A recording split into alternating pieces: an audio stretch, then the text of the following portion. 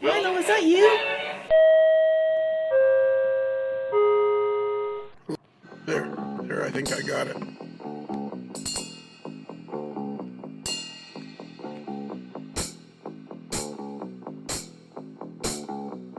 Yeah, then you just need to look at the interweb, and it'll show you what whether I think it points to the anode, but I could be wrong. So, Rod, if this was the first podcast you'd ever heard, and that's what you heard first, would you turn it off? Yeah, a fair while ago. You have a great microphone, Rod. Why? You're on the other side of the friggin' planet from me, and I can hear you, like, perfectly. It's the wonders of modern technology. There you go. So, okay, that voice you hear right there is our very own Rod Deere. Am I saying it right? Is it Rod? Yep, it's close. Is it Deary? Am I saying your last name right? Is it Deary? It's not, but I don't bother about correcting anyone. Well, what is the correct pronunciation? Diary. Diary. Okay. Yeah. So it's Rod Diary. Nope, that won't work. It's Deary. Yeah, exactly. You're going to have to change it. It just confuses people, so... Well, that's not that far out. Diary, Deary. It's like, it's just the way you say it. It's D-I-E-R-Y, correct? That's right. Yeah, so it's diary.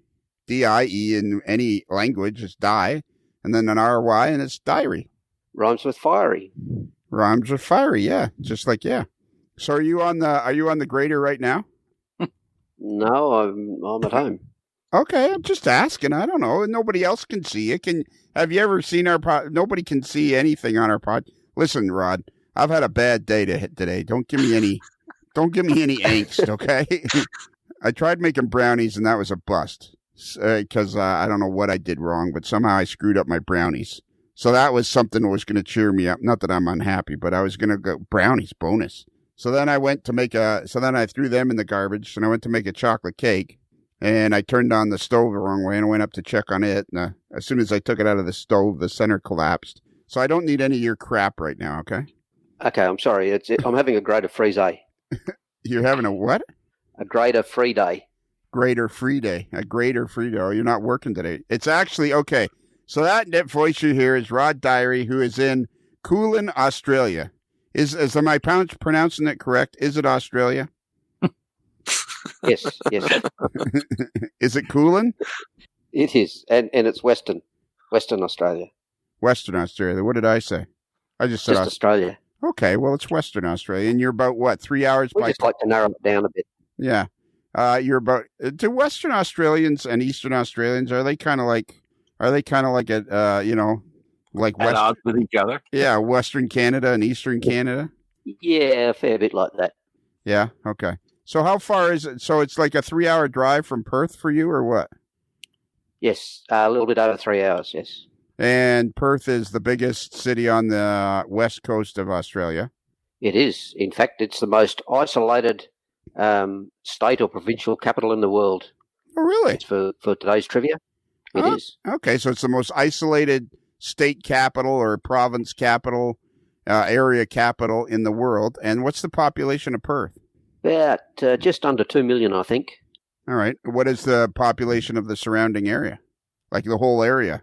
Oh, the whole of Western Australia hasn't got more than 2.5 million in it. All right, so everybody lives in Perth, and then the rest of the year is spread out amongst Western Australia. That's right. It's only me and a couple of other people out here. Just a handful. Rod, I interviewed you at Springfield, and I'm going to interview you again because I want to hear all about your trip. But this is the second time you've been on the podcast, and so far you're annoying the living crap out of me. Oh, my work here is done. It's a good thing we don't have Spoon on with us. Hi. Oh, shoot. You rang? Yeah. Oh, look. Look, we just stopped in. Okay, so you guys, this is All-Star. This is the introduction to All-Star. What do we call it? The All-Star Variety Hour, number 23. And the reason we're all here together is because David Start says I do a lousy job of introductions by myself. Isn't that right, David? Absolutely. I'll stick by that. Yeah. Is it better with Rod or without Rod? Oh, much better. Thanks a lot. As long as it's not you by yourself. Yeah.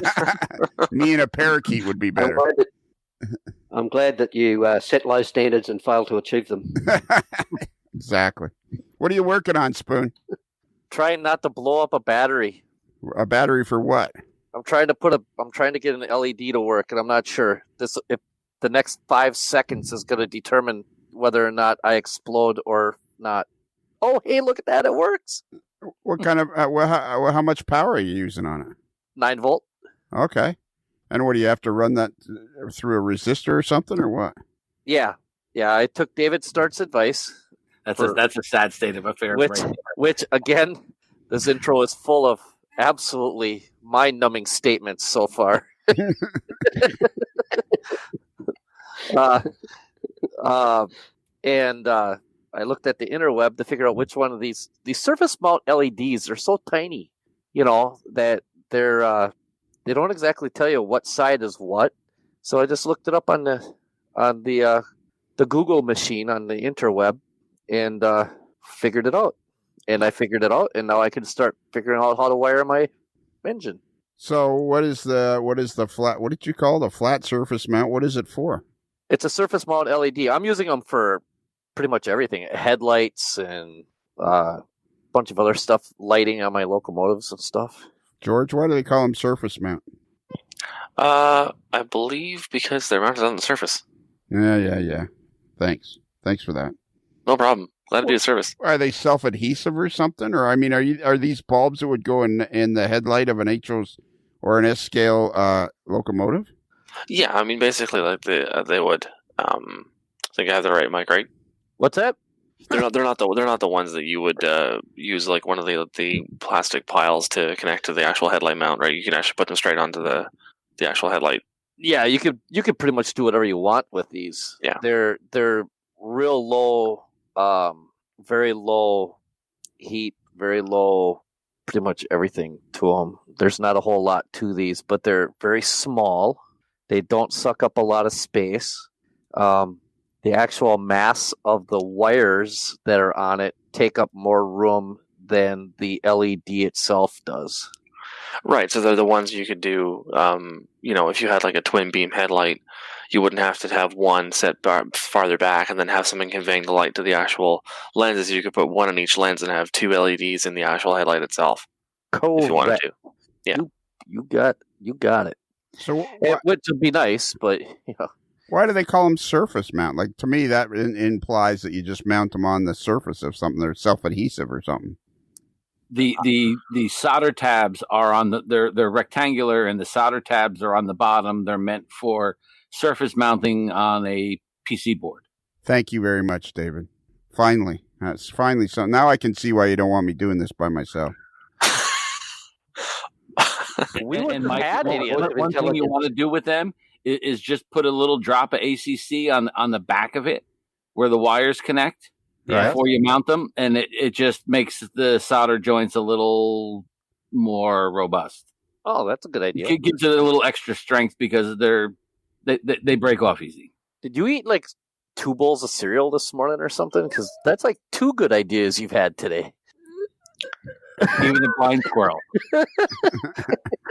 Or as I like to say, a blind nut finds a squirrel once in a while. Right.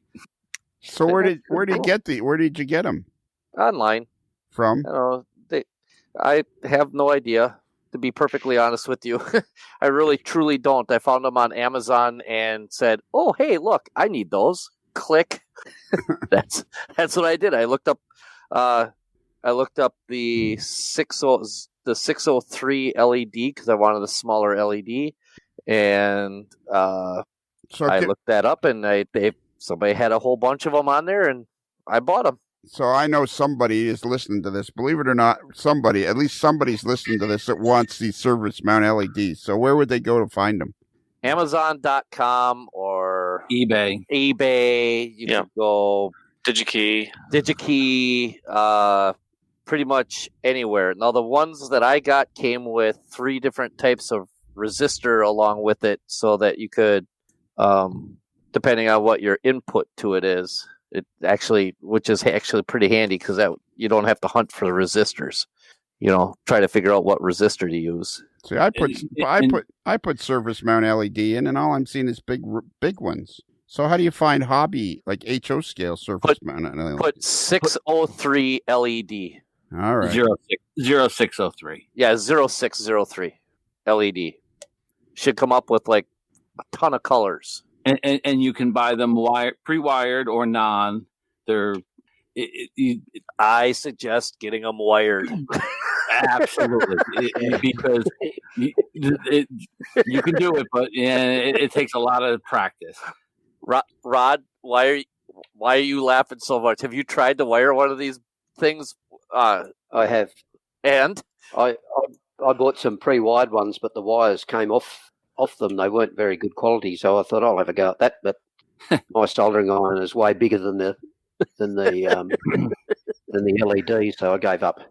They're so small, and they put out such a tremendous amount of light for their size.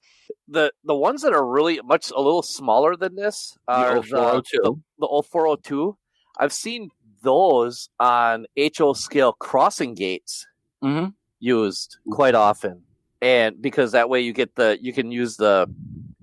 the flashing crossing gates on the gate itself, and those are super tiny. Yes, those definitely buy those pre-wired. Absolutely. Did you find them, Lionel? When you get a pack of them, they come in a strip, with like a little segmented strip that's that the machine that would normally mount them grabs them out of, and you put them on the table, you can barely see them. Yeah. It's like they're about the size of a poppy seed. Yeah, it's like dumping out a bottle of salt onto the thing and then trying to put wires on it. Right. On each grain.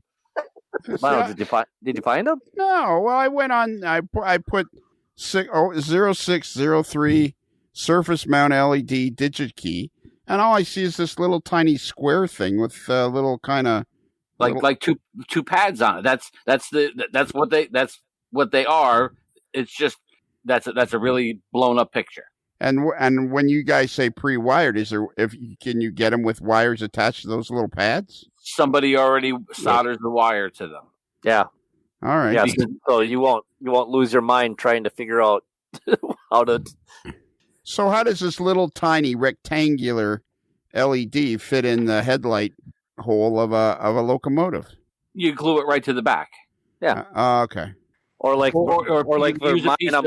I'm actually using a casting backwards, so the casting is the LED will actually fit into the concave portion of the outer port of the casting, so I can put 2, one on top, one on the bottom, and boom.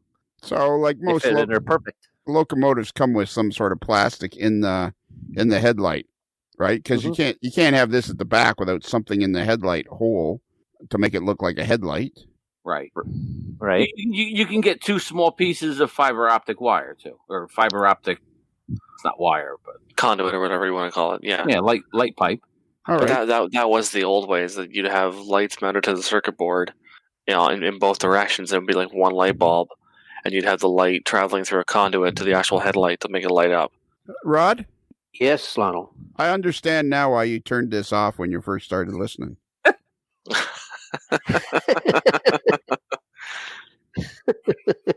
All right. If you take an HO scale locomotive or an S scale locomotive and you put one of these behind it, you got to have some sort of like a plastic headlight in it or something that's going to look like a headlight. You can't put one of these rectangle things behind the hole and pass that off as a headlight. No, you need to have the actual headlight model. Plastic in there, or we could do it at the same time. Yeah. Yeah. Okay, on the count of 3, everybody explain it to me together. 1, 2, 3. Well, because you have the light module, or like the module, and then the LED goes through there, and then the horse you rode in on. Yeah. Well executed. It's a good thing I don't know anything and I ask a lot of questions. Otherwise, this podcast wouldn't have lasted 20 minutes. All right. Yeah, it'll be a lot more fun listening to you ask questions and answer them if you were by yourself. Yeah. Especially when I don't know the answers. You guys don't realize what an impact you're having on the model railroading community. But I will say this much: these surface mount LEDs have been a game changer for modelers in the hobby, not just in model railroading, but in all sorts of different hobbies that like ships and airplanes and stuff like that, because they take up so little room that it allows you to be able to do more and not really lose a lot of space. Because, well, I mean, we're all old enough, maybe George might not know this, but back in the day when you had the old Athearn blue box engines with the giant light Fire bulbs, in the cab. they had the fire in the cab and the whole thing, it looked like the world was on fire and everything else like that. We've gone, lighting in these locomotives have come so far. Oh, yeah. Oh yeah, I mean, it's just amazing what you can do with stuff now. I mean, You know what's funny? I did have a few of those old blue box. I still have them somewhere. Those old blue box engines, and if you had a fleet of them, you could heat an entire basement with those. that's true. True. I sure wish Martin Jenkins was here to give us his 2 cents worth. No. I sure wish Martin Jenkins was here to give us his 2 cents worth. Take yourself off of You mute. don't even want to tell you the weather. I keep hitting the mute button all the time. I know. Why do you keep hitting the mute button? I don't know. I've got an attack of Wilsonitis or something like that. Now that's funny. Where do you get your surface mount LEDs, Martin? My surface mount LEDs come from, I don't know, the LED shop in China. Usually off AliExpress or Banggood. Banggood? Oh, I forgot about AliExpress. AliExpress Yeah. has got some pretty decent stuff on it too. All right. Yeah. Spell that out for people so they can hear you, because I don't need your Wisconsin slang. Ali? Leali A-L. Express. And start again. ALI Express. Express. .com? Yes. All right. Have you ever heard of those, David? Yes, I have. David, I'm putting you in charge of introductions and fact checking. AliExpress, I believe, is like Chinese or China's version of Amazon. Yes. And Modeler's Life is like the North American version of a bad accident.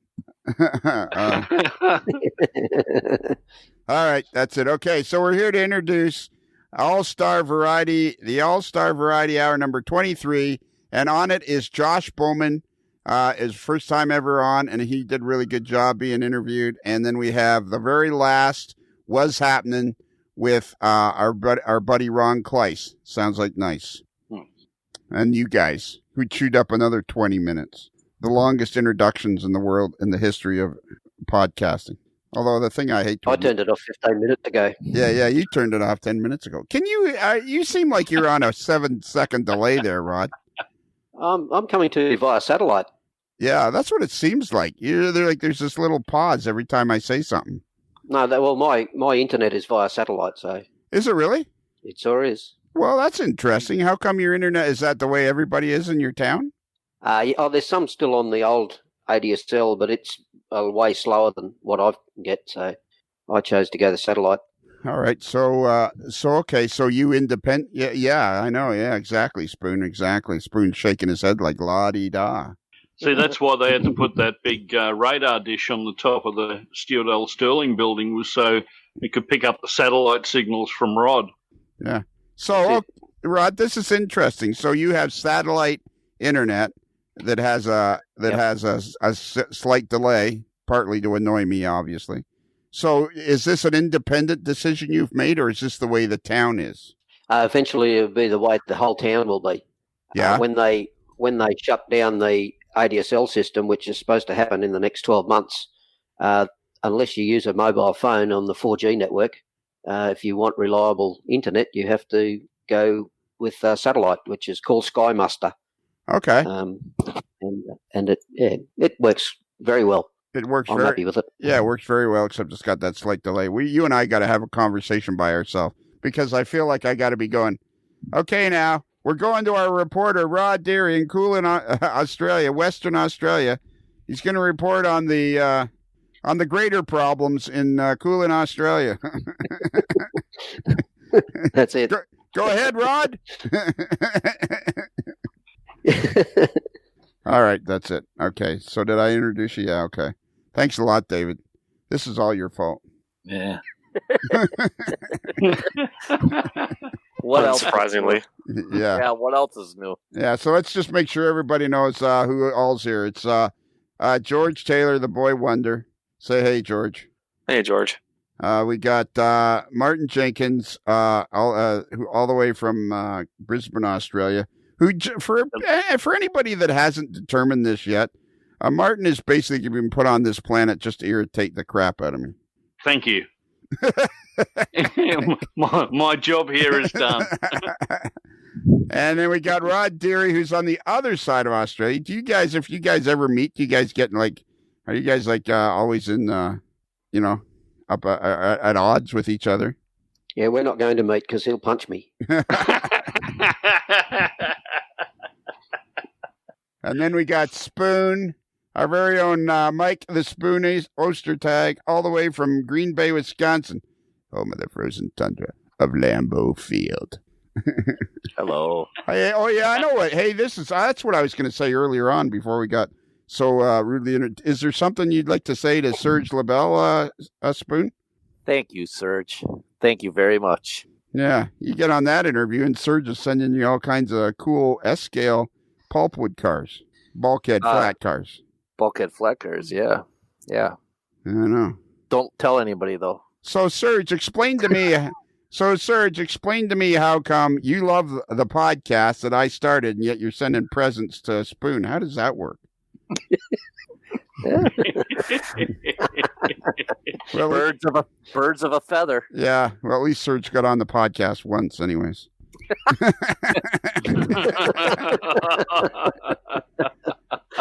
And finally, we got our buddy David Start all the way from Fayetteville, Lafayette, New Jersey. It's close. There's some parts of that were pretty close together. Yeah. This is such a disaster. It is. Take us out of here, would you, David, please? Subway chime, go! So there, I hit the button already. Get it over with. I jumped right in. You sound pretty good. So let's just get this party on the road. Let's get this show on the road because we've been trying to do it for a few days now. Sounds good. And right now I'm talking to Josh Bowman. Is it Josh or Joshua or what is it? My mom calls me Joshua, but everyone else calls me Josh. All right, Josh. I'll call you Josh. Maybe occasionally though, if you annoy me, I'll call you Joshua. About right. That's my wife uses that too when I tick her off. And how often do you do that? Probably more often than I should, but anyway. All right. The only thing is you're using your phone, right? Yes. Okay. I think it's going to work fine, but we just have to make sure not to talk over top of each other. Sounds good. But I think we can handle that. Are you still there? Yep. Sorry. Yep. That'll work. See, we just have to find what it is with every person you talk to. You just got to find your cadence and then you're off to the races. Oh, yeah. Yep. All right, so let's tell everybody that we are in fact doing this. This is going to be, I'm going to put this like on All-Star Variety Hour, the AML All-Star Variety Hour episode probably. Talk to you for a while, find out about you. I like to do this as much as I can and find out about our regular listeners and our regular posters. So I thought that's what we'd do. And we can talk about current affairs, but I don't think we really need to because everybody knows what's going on. Yep, that's fine with me. All right. So at first when you started posting, there was two names, which was confusing the crap out of me. What was that all about? Yep. I had a bit of a love-hate relationship with Facebook. I had my own account back in the day, and I just found like everyone was always on there complaining, or if you didn't agree with their opinion, they'd be attacking us. So I kind of got away from Facebook, and I was never really part of any groups or anything like that. I was just kind of there with friends and that. And then when I kind of started getting back into model railway, there was all these other, like the Rapido page and all that stuff. Like they always were posting kind of neat stuff. So I kind of started tagging on my wife's account and following like Rapido's page and all the other model railroading pages. And then I thought, well, if I'm going to be doing this, I should maybe do my own page or have my own Facebook page again. But I thought I'm going to just kind of be incognito and just kind of lay low. And I figured just so I didn't have all the people I know start adding me, then having the whole situation start over again, I kind of figured out what the Dutch version of my name was and then just kind of use that and try just to lay low. Ah, okay. But then of course it kind of progressed and I became more active. I'm like, well, I guess I should just go back to my regular name and save some confusion. Well, and that's a good topic. I don't think we've ever talked about it, or maybe we've talked about it, but I don't remember ever talking about it, which is, that doesn't really mean much. But that's a good topic. So do you find that in general, most model railroading sites like Rapido and the ones you talked about are generally fairly friendly and you don't have to worry about all that nastiness that comes across on some Facebook groups and pages and stuff? Oh, yeah. Yeah. And I try and find, like Rapido's, there's always good stuff. You get the odd complainers if you go and look on the page, but the stuff Rapido puts on is always top-notch stuff. And then like Jason's own website or page for his own layout, like it's always good stuff. And that's what I try and pick and choose now. As long as it's good stuff, I follow it. And if I find there's a lot of whining and complaining or people attacking each other, then I leave. So I just try and pick and choose what I like. And that's what I find about the AML Nation is that we seem to be more interested in being friends than anything else. You look at that fans of the AML podcast. If that's what it's called, I can never remember. I think that's what it's called. It sounds right to me. Yeah, it sounds close. I'm going to go look because I never get it right. Yep. Fans. Oh, okay. It's Fans of a Modeler's Life podcast, which was started by our buddy Chris Atkins in Argyle, Texas, which of course is home to the Fighting Sox. Exactly. They're little fighting socks. They're very cute. Like on that page, I love that page because there doesn't seem to be any kind of animosity towards each other. It just seems like everybody wants to have a good time and enjoy each other's company more than anything else. Yeah, it's all top-notch stuff. Yeah, perfect. Okay, so you live in, whereabouts do you live roughly? You live in Ontario, Canada? Yep. And you... Go ahead. My actual address, the hamlet that my address is under is called Campbellcroft, and it's about 10 minutes north of the 401, and then the greater township town that I live under is Port Hope, which is about an hour east of Toronto, right on the 401. Okay, so the 401 is our freeway that goes between Toronto and Montreal, and so you're about halfway. Yep. Perfect. And so how did you find the podcast? Well, like most things like me, it's not simple. I first heard about you was the James Wright's video when he visited Rapido. Okay. And I kind of went looking for you on YouTube, and I seen some videos of you interviewing people. I'm like, oh, okay. And then anyway, so it kind of passed, and I wasn't really into podcasts at the time. And then I heard about you again. I think was it episode 37 when you were on the Dudes? Oh yeah, exactly. Well, I seen it again. I'm like, oh, okay. And then I still wasn't really into podcasts at the point, but then wasn't too long after another YouTube channel I follow on a different genre for his Patreon supporters. He puts out podcasts of his videos that are like discussions or stuff like that. That's basically just talk. So I got an app and started listening to his the podcast that I got through his Patreon, and that kind of like, oh, this is all right. And then I thought, hey, there's that Lionel guy that I seen that I've heard about. Maybe I'll check out his podcast. And it'll be getting on 2 years ago here in August, and kind of been hooked ever since. All right. And do you listen to most of them? Oh yeah. I've burnt through. I've gone through all the free ones back to maybe the first 30 I haven't listened to just because the app I used couldn't pull them back. I figured out a way since to get them, and then after I've got through those free ones, and then I signed up for Patreon there a year ago in May. So, and I've got through about. Plus, I've listened to all the weekly ones when they come out. Plus, I've gotten through about half of the backlog of the Patreon ones. Okay, well, that's cool. And is it still keeping you interested after all that listening? Are you still interested? Oh yeah. It's really good when I'm out doing like field work and all that, or tinkering in the basement. I'll put it on and listen away while I'm doing whatever. If it's something that can allow me to kind of listen while I'm working away. Yeah, sure. And do you have any particular part of the podcast that you like more than the other parts, or? I don't think so. I think I find it all pretty fascinating. I listen to, like I said, I've never like stopped or anything. I've listened to everyone right to the end, and they're all like the varieties, always varieties, the spice of life. So. Yeah, exactly. And you're not like our buddy Rod Deere out there in Coolin, Australia, where he listened to 10 minutes and then turned it off. And he thought, well, these guys are just yammering on. And then he got desperate and he turned it back on again and then it stuck. Yeah, no, it wasn't. That makes me laugh. Okay, so you're a farmer, right? Yes. And you have your own farm? Yep, I've got my wife and we've got a small 100-acre farm. And then I also work for a much larger cash cropper as well. Okay. And so you, and what do you farm on your own farm? We've got some cows and some sheep, and then so I grow enough feed for all of them, and then the rest, all the extra land I use for my own cash crops. Okay. And how is farming these days? Is it pretty hard, or generally is it? Yeah, I mean, I grew up. I was lucky when I was 13. My dad moved from the city to the country. We moved from Toronto to about 20, 30 miles north of Toronto, and just absolutely had to have his own acreage. So he bought like 3 or 4 acres, and had a big garden and the whole 9 yards. And he loved every minute of it. But across the street was a 300-acre dairy farm. So I worked there all through high school, and I mean, I loved every minute. I loved being on the farm. How do you find it in how old are you? 34. Okay, so is this a farm you inherited, or you went out and bought it, or what?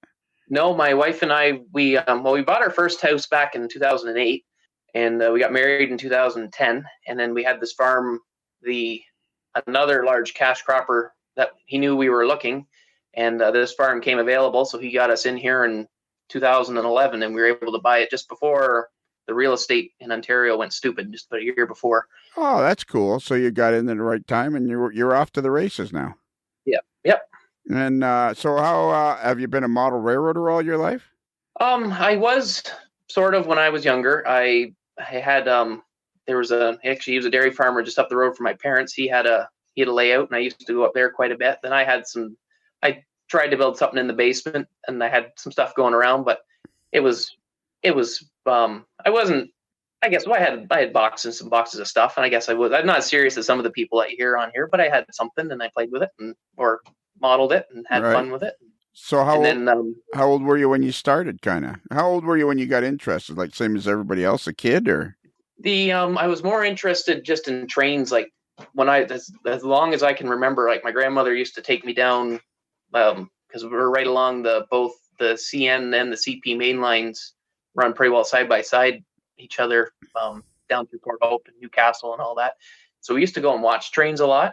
So I think that was part of it. And so I had a lot more like battery operated plastic trains and all that. And then my dad actually managed to get a whole bunch of HO stuff that someone who was going to throw away. And so I kind of had that and used that and played with that. And then through high school, and did you take a break for girls and cars and all that stuff? More heavy on the cars and the girls. I was shy when it came to the girls, but I definitely, actually it was kind of neat. My grandmother started seeing a gentleman when I was about 15 that he had him and his brother had a wrecking yard that their dad started in like 1928, 1929. Right. And they collect old cars. So that was just, hours and hours of enjoyment playing with. We had it was a 1928 Durant Star field car, and we were always just going up and hanging around with him on the weekends, and just you'd never know what you'd be into. Going down to we used to go to a wrecking yard in New York State a lot and hunting for parts, and sure, he had everything from, like I said, Model Ts and Model A's right up till the 70s. He had a real nice 72 Chevelle, and he was always buying and selling, and it was a lot of fun. Yeah. So, okay. And then when do you think you kind of got back a little bit more serious about the hobby?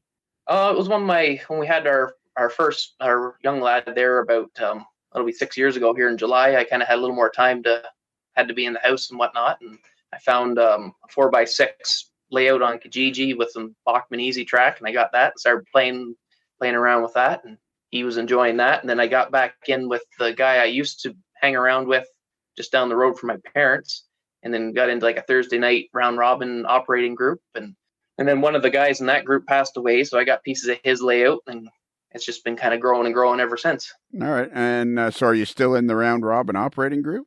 Yep. And how's that? And how many layouts are there? Like, what's the biggest town you're near? Port Hope, but what's the next big town you're near?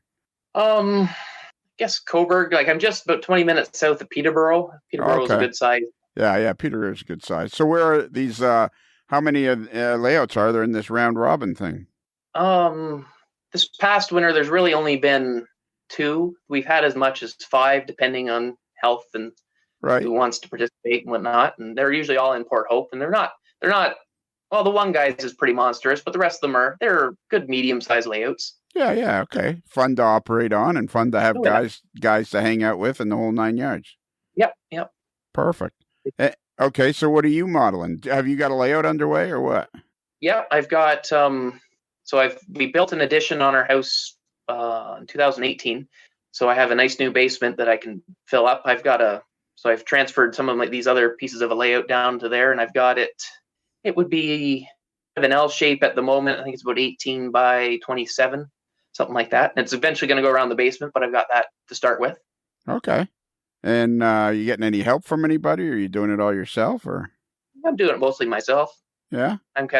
That's how I've always been. I'm just kind of an independent person and just work away by myself with stuff. Yeah, well, that's the beauty of the hobby. You can be independent. You can hang with a group of people. It's like there's all sorts of ways you can be part of the action, so to speak.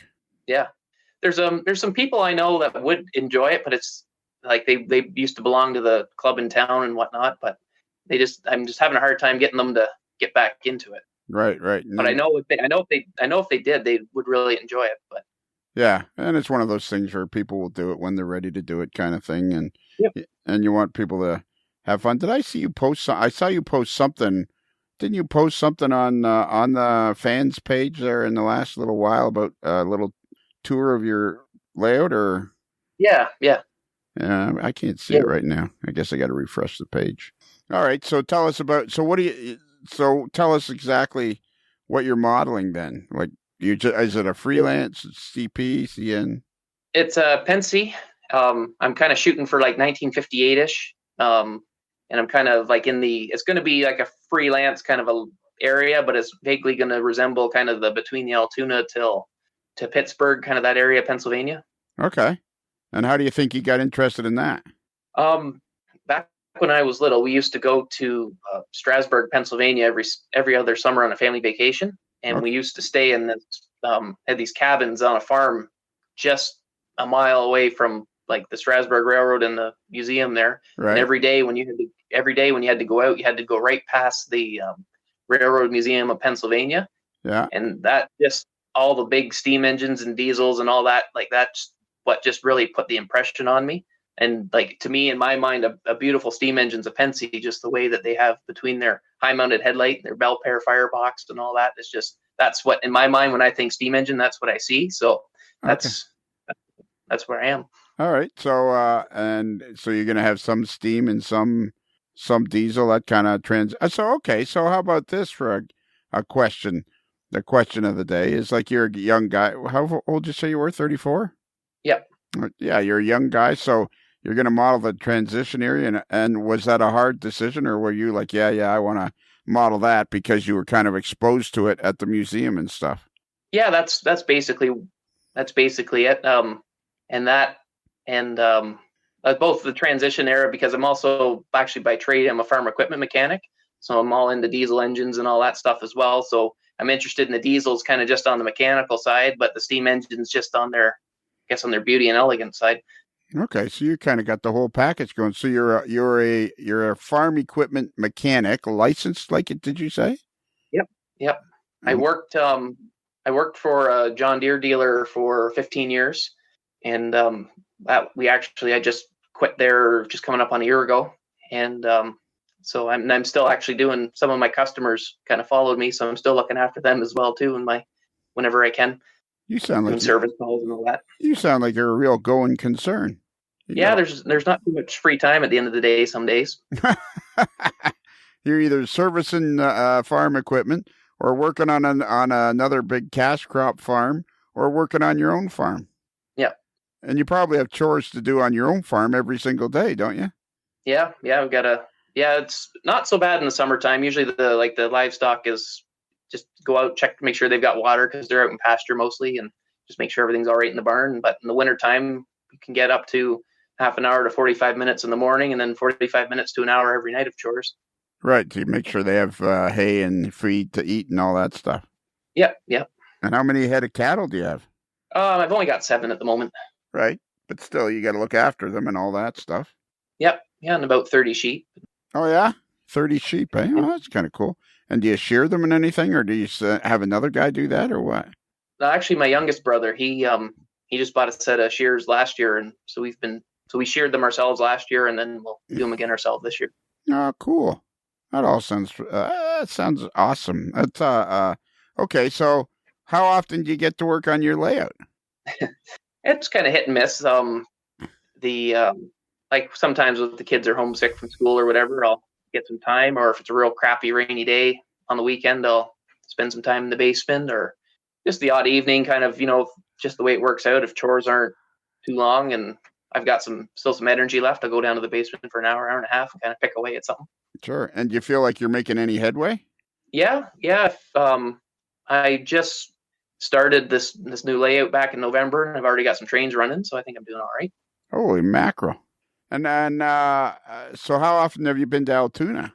Actually, I've never been to Altoona. We've been like to Strasbourg and all around Lancaster and Hershey and all that, but that's Altoona's on my wish list to get to and see Horseshoe Curve and all that. Yeah, for sure you want to do that sooner than later, and it's not really that far from where you live, actually. No, and actually the cash cropper I work for, he's actually tied up with another guy who imports tractors from Europe. Right. And one of the dealers he deals with wholesaling tractors to is actually in Altoona. So I've got a feeling we'll be down there sometime anyways for a trip anyways. So I might be able to get a free trip out of it. Well, there you go. Yeah, so a guy that one of the cash croppers you work for sells and buys tractors from Europe, or sells them to Europe or whatever. Yeah. Another fella. This is another guy again. Yeah, he's got a guy in Europe that buys tractors and he imports them and sells them all over North America. And why? And why? What's so special about tractors from Europe? For whatever reason, I haven't figured it out yet, but it's just the price. He can get them here, and then wholesale them, and the dealers can still sell them 20% cheaper than the equivalent North American model. Really? Yeah. And what kind of brands would those be? John Deere, Case International, New Holland, the odd Fendt, and Massey Ferguson. Okay, so we can get North American brands from Europe. Yep. Bring them over here, get them to the dealer, and everybody can still make a few bucks. Yep. Wow, that's kind of cool. And then that's part of my job in the summer and the winter down with the cash cropper is I'm doing these tractors that are coming over. I'm fixing them in the shop and going over them and doing all that stuff. So. And how did you get? You said you worked for him for 16 years, the guy?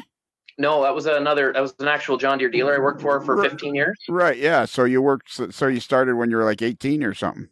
Yep. Right out of high school kind of deal. Yeah. Perfect. How do you think this is going so far? I think it's going pretty well. I think it's going pretty well too. All right, let's get down to some serious business. What tractors do you have for? You're always putting up pictures. I see you putting up pictures on the fans page of all these different tractors I can drive. Like, what tractors do you have? I've got 3 of my own. I got 2 Olivers and then a John Deere loader tractor. Okay. And then you're always showing these pictures of these massive tractors lined up, and is that the cash cropper? Yeah, and those are and some of those are they're the ones that have come from Europe and that are in the yard. Or wow, very cool, very cool. So, what kind of crops do you grow in the summer then? The cash cropper, he basically grows just regular corn, and then he's into different specialty soybeans for the different markets. And then myself, I grow just soybeans and then hay and barley for feed for the animals. And then I've got about an acre of garlic I grow too. An acre of garlic. Wow. Yeah. Does that sell pretty good? Yeah. I'm getting to the point where I've got to start wholesaling a little bit just because of the volume I've got. But it seems to everyone likes it. You have got a pretty interesting life there, Joshua. Yeah, never a dull moment, that's for sure. What kind of pickup truck do you have? Ram. All right, Dodge Ram. Nothing runs like nothing runs like a deer. What's the song? There's some saying for Dodge Ram. I can't remember. Well, there's some I don't know if they're polite to repeat or not. But, the older one back in the 90s was "Grab Life by the Horns." Yeah, right. Yeah. I remember that. So, who's your favorite? Okay, so you talked about Rapido. Like, what kind of who do you buy your rolling stock and locomotives off of? Like, do you do that mail order or what do you do? Yeah, mostly. There was a fellow in Brighton, Canadian Express Line, I think his name was. He's kind of a mail order thing. I deal with him. I deal with Otter Valley Railroad out of St. Thomas, Ontario. Right. I've dealt a little bit with Train World out of New York and Tony's Trains out of Essex, Vermont. Okay. And do you ever go to that Lark Spur line that's up near Ottawa? No, I've never been there. Okay. Well, that wouldn't be that far from you, though, eh? Yeah, it'd be 2 hours, 3 hours. All right. Something like that, yeah. We got to get you hooked up with George Taylor because he's always down near Cornwall. You're not that far. You're not that far from Cornwall. That much I know. No, I mean, you're just down. Okay, so what else can we ask you, Josh? What's something interesting we can ask you? We're all occupied. We're whenever this plays. Right now, we're all occupied with this whole crazy thing of the COVID-19. So we're all going on about that. How are you making out with that?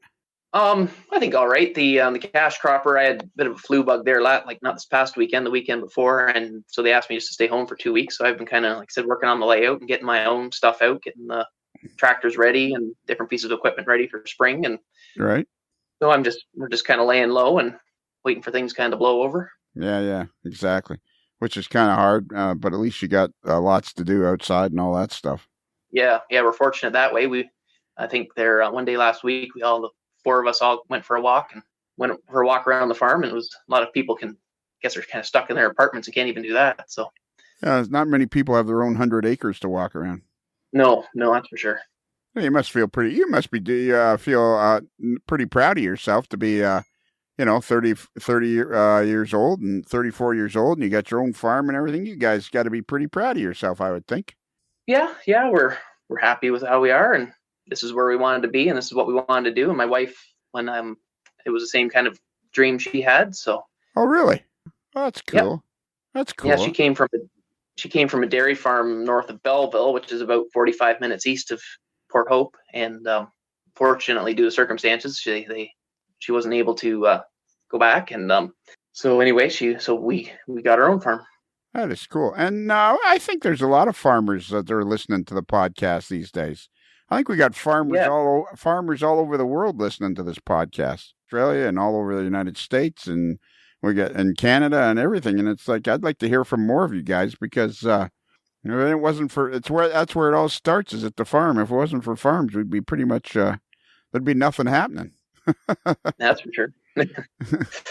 All right. Well, this has been pretty cool. We get to introduce you to the whole world, the whole AML Nation. What do you think about the AML Nation? Is it as cool does it seem as cool to you as it does to me?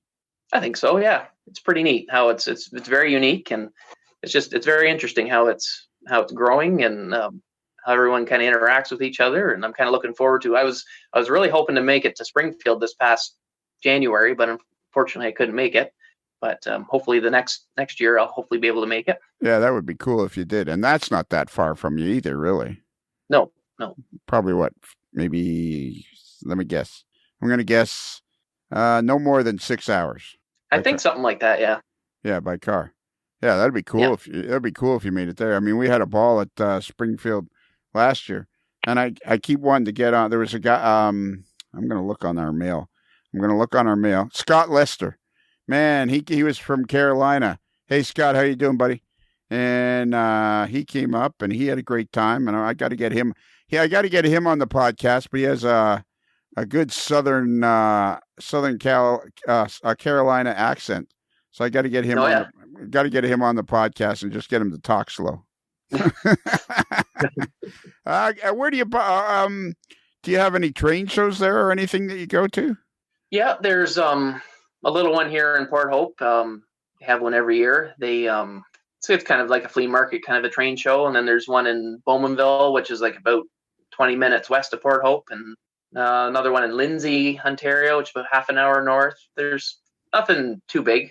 around, but they're nice little weekend events. And we the same friend of mine that's up the road from my parents, we've got a small traveling Lionel post-war layout that we take to the shows and put on for lots of people seem to get a kick out of that. Yeah, for sure. Seems like you're pretty heavy into the hobby and getting your money's worth out of it. I think. Yeah. Like I said, I don't like to sit around. So I think this hobby is way bigger than any of us realize. I really do. Yeah, I think in 20 years it'll be so big because so many people have connected with each other through social media. Like, what's your favorite? Okay, you're talking about Facebook pages that you go on, and do you have particular favorites? Definitely Rapido. I really enjoy there because they like to get some comedy and some humor stuffed in here and there, and kind of make the situations a little lighter. And right, it's always top quality stuff they put on there too. So yeah, exactly. And do you have any others that you like? I mean, only so other people can enjoy them too, as if you happen to have one or two that you like. Yeah. There's so many that I follow, but Okay, I'm going to ask you the $1 million question while you're thinking about that. Yeah. What do you think about? Okay, so you're kind of you're connected in the hobby because of the internet. You live in an area where there's other people around. You've got layouts to operate. You're 34. What do you feel? Does the hobby feel like it's growing to you? I think overall it does. Like in my little area, I don't. It's maintaining, but I don't really feel it's growing. But as an overall picture, I think it's got to be, because you look at how these manufacturers like Scale Trains and Rapido, like relatively new companies, like they're just exploding in size. Like someone's got to be buying it. Yeah, and even in your area, that's a good point. We don't want to pass over. In your area, feel even though your area is more country and less density of population, you feel like it's maintaining its ability to be a viable hobby. Yep. Yeah, I think so. Yeah. And are you in contact? I found Campbell Croft on the map. Yeah. So it wouldn't take. It started as a railway station for the Port Hope, Midland, and Beaverton Railway. Oh, really? Yeah. And actually, the old rail line runs right along my one property line. Oh, does it? Yeah. And do you find any? Is it like the dairy farm I worked on? There was an old right of way on it too, and it ran right through the middle of the property. And I realized it one day, and I'm like, you could walk this whole. This particular farmer owned a lot of land north of Toronto, and but you could walk right through the middle of this one section of his farm. He had two farms. The one farm, the right of way went right through it. And I'm cutting hay or something one day when I was like 14 or 15, and I'm realizing, why does this field end here? And there's a field on the other side of this embankment. And then suddenly it dawned on me it was an old right-of-way, and it went right through the property. You could walk all the way down it, and of course you could still see the ties, and of course this is going back a few years. You could still see the ties and what have you, and pick up the odd spike and stuff like that. Is there any sign of any of that on this right-of-way you're talking about? Oh yeah, there's like an old mill pond down at the one corner of my farm, and the mill was on the next farm over. But so there's two great big embankments that come up to it, and then there's little burnt off piles sticking out of the water where I got talking to one of the guys that grew up on my farm, and I guess they burnt the bridge down because they were scared someone was going to hurt themselves on it. So right. There's the remnants of the wood sticking out of the water from when they burnt the bridge down. And then you go up, and then on the back corner of my farm, there's where the actual station was. And then there's some kind of, in the middle of my woods in the swamp, there's some kind of brick and concrete part of what's left of the structure. And I found like railway ties railway spikes where they've fixed the fence with them. And then there's a piece of track laying out behind the barn. And so it's kind of, it's a fair bit of stuff hanging around. It'd be pretty cool, to be finding all that stuff on your own property. Oh yeah, because they pulled that line up like in 1954 or 1955, so it was pulled up fairly early. Yeah, like 60 years ago. And what railroad was it you said again? The Port Hope, Beaverton, and Midland Railway. Okay. All right. That might have been the same one that went... Nah, probably wasn't, because we were over in Stouffville. I should try to figure out which railroad that was. That'd be something to do, too. All right. It seems like... I think this went pretty good, buddy, for our first ever chat. I think so, too. Yeah, me, too. We killed 35 minutes. We've introduced the AML Nation to another regular contributor and a fan and the whole 9 yards. Anything else? Cool. Anything else we got to talk about? How about what's the next thing you're hoping to buy for your railroad? There's a couple things. One's a proto throttle, and I was hoping to actually get that in Springfield. I had the money saved up and everything, but so there's that. I don't think there's Rapido's got the announced the Alco PA1 PB1 set. I was hoping to get that when that comes along. And those the proto throttles are cool, and they sold their 500th one, and they sent me. I got to talk to Mike Peterson about that because they sent me a really cool T-shirt and a mug and everything. So I got to be talking to him about that. Yeah, I had another really good question, and I forgot what. Oh yeah, what kind of track are you using for your layout? I'm using Atlas Code 100 basically because I can get it cheap, and I use Pico turnouts. Okay, and where are you buying all this stuff from? Where are you buying your track from? Actually, all the track, I keep an eye on Kijiji, and I've bought it here and there, and I've been kind of accumulating it over the last few years because we knew we were going to have this new space, and right. And then the Pico switches, same thing. I kind of grab them whenever like I said, either see them on Kijiji or I have bought a few new just kind of at a train show or something if I knew I need a left or a right or a curved one or whatever. When you buy them used, are you getting decent stuff, or are people trying to give you crappy stuff, or is it usually pretty decent stuff? Yeah, I've gotten some not so nice stuff, but it was free, so you make it work. The most of the stuff I'm paying for it's good quality stuff. Okay, all right, that's cool. I got some Shinohara switches, turnouts I should send you. They're code 100, so good. They might work for you. Oh, I was going to ask you, how did you enjoy the garlic I sent you last fall? Oh man, that was very popular. That was extremely popular with my my secretary and everybody in the office and everybody that came within. Anybody I said to them first, I got the box of garlic, and my secretary opened it. She says, "What's this?" And I says, "Oh, it's a box of garlic that one of the listeners sent me." She says, "So can I have some?" And I'm like, "Sure, knock yourself out." So she took some, and then while it's open, somebody else comes in. It was gone within I said, "Well, wait a minute here. Time out. I want some myself." So it was extremely popular. So if you happen to send another box of garlic to my office, you'll be a very popular gentleman in the office. So I'll be sure to do that. Yeah, and I'll be sure to enjoy it. So who do you sell when you shear a sheep? Do you just who do you sell the wool to? My particular breeds of sheep, the wool isn't really that useful. The breeds I have are mostly for meat. So okay. The wool's the fibers in the wool are really short, so they don't really want it.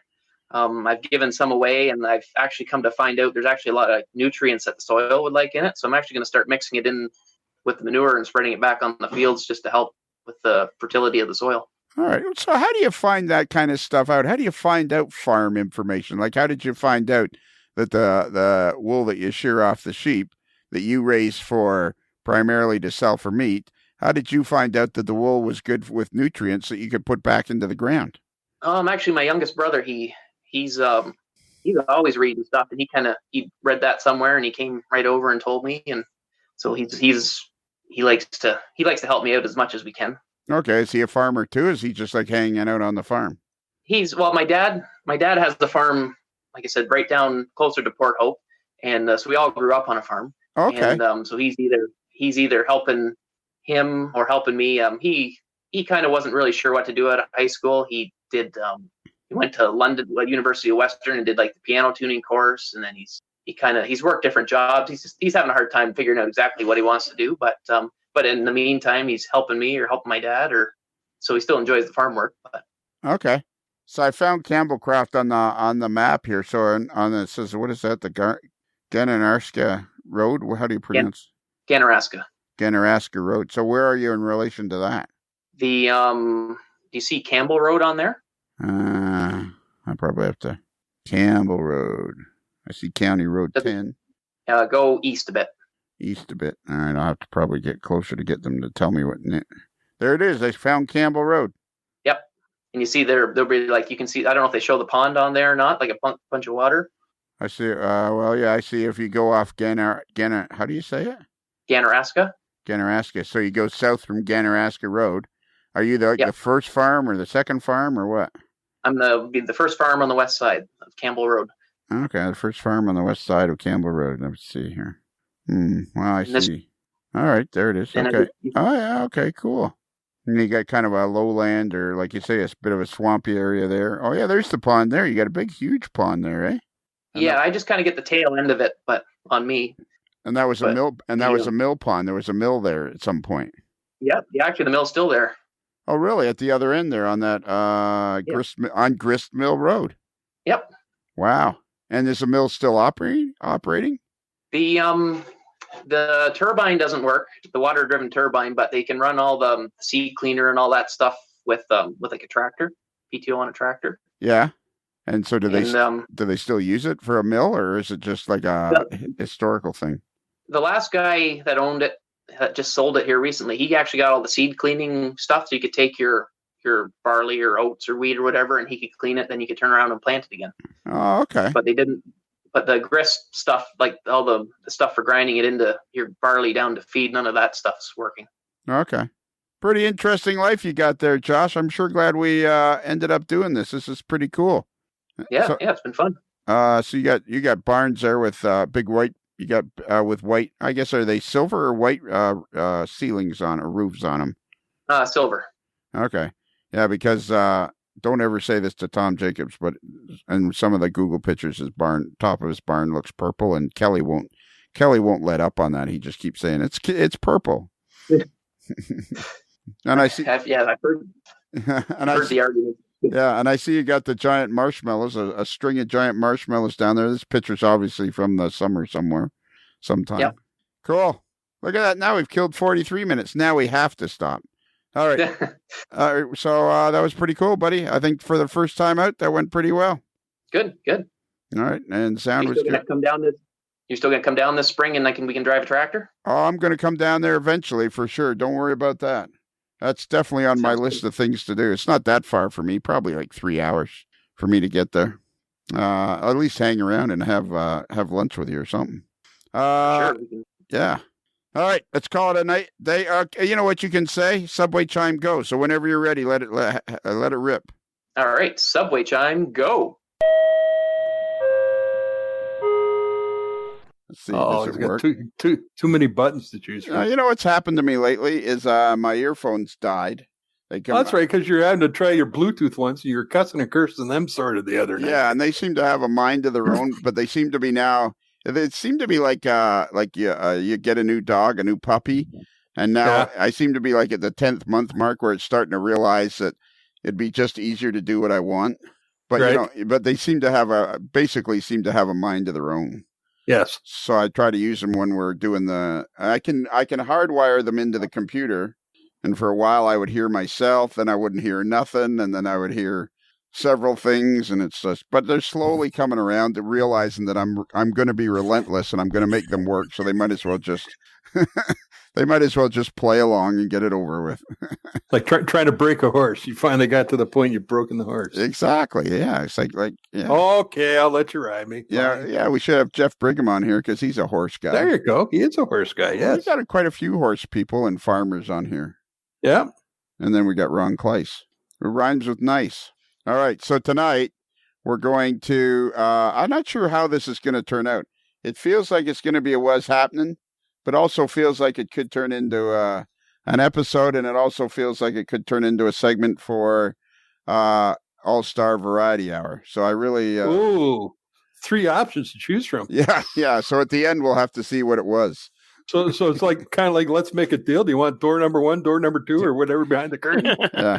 So I'll introduce everybody. That voice you've been hearing, of course, is Bruce, the moderately agitated mailboy. Yes. Sitting in the what do you call it? What did you call the guys like on a 720? The flight engineer. Yeah, the flight engineer for this flight, of course, is none other than Agent 0013, aka the Queso Cowboy, Tom Jacobs. Hey there. And our guest tonight is Ron Kleiss of Mine Mount Models. Can you say something, Ron? Yeah, it's going well so far. Apparently Ron's on mute. Yeah.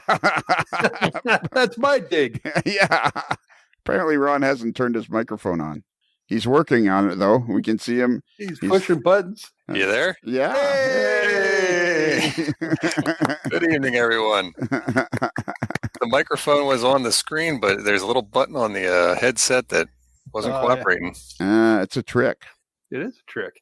But like a horse, you just keep breaking it and eventually let you ride it. Yeah, exactly. I thought for a while that when we recorded these, because sometimes it takes a while to get them out, all this quality material that we have, I thought for a while that if it didn't appear it was going to be during the COVID time, we shouldn't talk about it. But you know what? This could be what's happening. So, Ron, how are you making out in the old, today is April the 16th. Does anybody here in the class know the significance of April the 16th? I know. I know. Okay, go ahead, kids. It's the day after tax day, or also known as Lionel's birthday. There you go. Exactly. And I'm assuming for Lionel's birthday, Lionel gets a free Palzer's plumbing supply. I'm sorry. Ooh, sorry, we're all out of those. Yeah, we're all out of those. Oh, we just sold the last one. But as a consolation prize, here's a plunger. Yeah. Yeah, you work at Ace Hardware, don't you? True Value. True Value. Yep. All right. So close. So close. I was so... No, you're going to get him the quality plunger, not the cheap little red one. You get the black one that's got the little thing that folds up inside and comes out and stuff. It can be used for a tub or a toilet, or hopefully not both at the same time. There you go. I can get you the honeycomb kind. It looks like a beehive hairdo. Oh. So what department do you work at in True Value? All of them. I manage the place. Oh, do you manage the place? Yep. Oh, you're a store manager. Oh, big time. Oh, man. How many employees do you have? At the store, there's about 20, depending on season and stuff and how busy, 20 to 25. And how many of them are teenagers? During the season, there's only 2 right now. Oh, really? And they're just working on the weekends when school's off and stuff. In the summertime, they'll work more. But right now, they're not even at the store. Oh, okay. Their parents said, your measly little paycheck isn't enough to warrant COVID-19. So they're staying home. Well, that's good. Well, that means the parents are care about their kids. That's good. Absolutely. No, that's good. We're still running. We're busy as ever. Everybody decided, hey, if we're going to get stuck at home, we're going to be doing work. Oh. So the paint is flying off the shelf and lawn and garden, and it's going crazy. And are you having trouble restocking the shelves? Our trucks are running a couple days later than normal, so our normal delivery schedule is a little wacky. Hopefully, it gets back on schedule. We're supposed to get one tomorrow. We usually get one twice a week, and past 2 weeks have been a little wacky, but they're showing up. Now, do you let people in the stores that they have to order and then pick up? Nope, they're allowed to. They can do multiple things. They can come in the store. They do have to have face masks and gloves on by the governor. The governor of New Jersey said it's required in all businesses that are open. You have to wear that stuff. And or we do curbside pickup, or they can call in and pay for it, and we put it. There's a shelf outside in the front. They can pick it up that way if they don't want to come in the store. We accommodate all kinds. Okay, so you really just whatever's happening. Yep, and I'm wearing my mask all day long and washing my hands constantly, wearing gloves constantly, switching those out. We're trying to get it. We have lots of gloves. We have face masks, but they fly out quickly. So we have a waiting list actually for face masks. Right. Make your reservations today, folks. And we just go right down the line, call them right in order, saying we got masks until we get to the bottom and we run out, and then we get the next shipment in. But they're getting hard to find. Hand sanitizer, forget it. Rubbing alcohol, forget it. Any kind of wipes, forget it. We can't get those. But the bare essentials and everything else, like the regular hardware stuff, it's all there. All right. Well, I got a question for you. This is a question from David Start, our David. He's just one of the Start brothers. Don't be messing with the Start brothers. No. You wear a face mask all day? Except if I go out into the yard, I'll pull it down, get a little bit of fresh air and stuff. But yeah, I wear it all day. Is that hard? Certain ones are better than others. I got one of the good N95 ones, and they shape your face pretty well. The cheaper N95s, they don't. If it doesn't have that little breather in the front, it'll blow out the sides. And if I have glasses on or readers or something like that, they fog up like crazy. Oh, okay. Oh, is that what an N95 is? It has that little breather thing in the front? There's different versions, but yeah, the good ones will have that breather in the front. Oh, okay. Yep. All right. I think the N95 is just the size of the particles that it will let through or not let through, I think. Yeah, it's the style of filtration material, but then there's different versions of it, I guess you'd say. There's different versions of the N95. Yeah. Mm-hmm. So that's what the N95 means, Tom? It's the size of the particles it lets through? I thought so. Yeah, it's pretty much the filtration level of the material, but then you can have just a fabric type, where you can have that little valve in the front, makes it easier to breathe. So it doesn't. If you're breathing out, it'll kind of fog up or blow up through your up your nose, or it's kind of annoying if it doesn't have that valve. But the thing is, it protects the person wearing it. It doesn't protect the people that are outside of the mask. So if I happen to have whatever and I'm breathing out, it still goes out through that valve. It's just protecting the person that's wearing it. Where the ones that don't have that valve, you breathe in and you're also breathing out through the same fabric. So it's kind of filtering both ways. Okay. But it's a real pain to wear. Yeah, it is. It must be difficult. All right. So the reason we've gathered here tonight specifically is because Ron and I were talking somewhere on the Zoom or something, I guess, which is available to the Patreon members. And people are getting together there in the Zoom room on Patreon. And so we were talking about your latest kit, which is Tom's Hot Dogs. And I don't think, have we had Tom and, we did. Did we not have Tom? And no, we didn't have them on the air, you two guys talking about it, have we? Not us together, but there was a Hug It Out that I think Tom mentioned I think the day it came out. That's right, too. Because Mr. Jacobs, he was rather excited about that. Yeah, he was rather excited about it, and I was a little put off because you picked the name Tom instead of Lionel. Before we go further, may I expound upon N95? You may certainly expound upon N95 is a respirator that blocks at least 95% of 0.3 micron particles. Okay. Well, that's clear as fog. Yeah. It prevents you from 0.3 of a micron. It's not very big. That's pretty small. That's 3/10,000ths of an inch, I think. So micron's a thousandth. So it's very small particles and will block 95% of them. Nice. Well, Tom, you're in the insurance game. You should know all this. Why would I know about? You're sort of a doctor. Yeah, you're sort of a doctor. Yeah, there you go. Yes, I'm a medical professional. You stayed at the Holiday Inn Express, didn't you? Right. Yeah, you're sort of a doctor. Yeah, I thought you said your company was owned by CVS now. It is. Yeah, so you're basically a heart surgeon at this point. Yeah. Okay. The question was, what's a micron? A micron is 0.000, so 4/4 of an inch. Oof. Wow. That's for size comparison, a human blood cell is about 5 microns across. So it's very fine stuff it predicts against. Which is why it works against these things. The closest thing I can think of is just Easter is just past, so I always get some of those little tinfoil wrapped eggs. So a micron is smaller than one of those. Yeah. Oh yeah, a lot smaller. So you could eat 1 million micron chocolate eggs. Wow. Now we're getting somewhere. Chocolate's too much chocolate. I've heard too much chocolate's bad for you, but I'm still working on that. You're still testing that theory? Yeah, I'm still testing that theory. All right, so then Bruce, what's an angstrom? An angstrom unit is another something. Isn't that what a pissed off guitar player does? Yes. An angstrom is 10 to the minus 10 meter, whereas a micron is only 10 to the minus a billionth of a meter. Oof. That's subparticle level. Yeah, that's right, very teeny tiny. All right, so an angstrom is smaller than a micron. Yes. Okay. Yeah, a micron be like 1,000 angstroms, I think. Okay, because when I worked at IBM, some of the stuff we made or the processes we ran had tolerances of like 1,500 angstroms. Yeah, that's really small, tight. I didn't know we were doing a science test. Yeah. Everybody at home, pay attention to this because you will get your test in the mail and then you'll be expected. Come on, Ron. There is a little science in the show each and every evening. Sci-fiance. Yeah. So a micron is oops, clicked on the wrong thing. Uh-oh. Now what are you looking at? Don't tell us.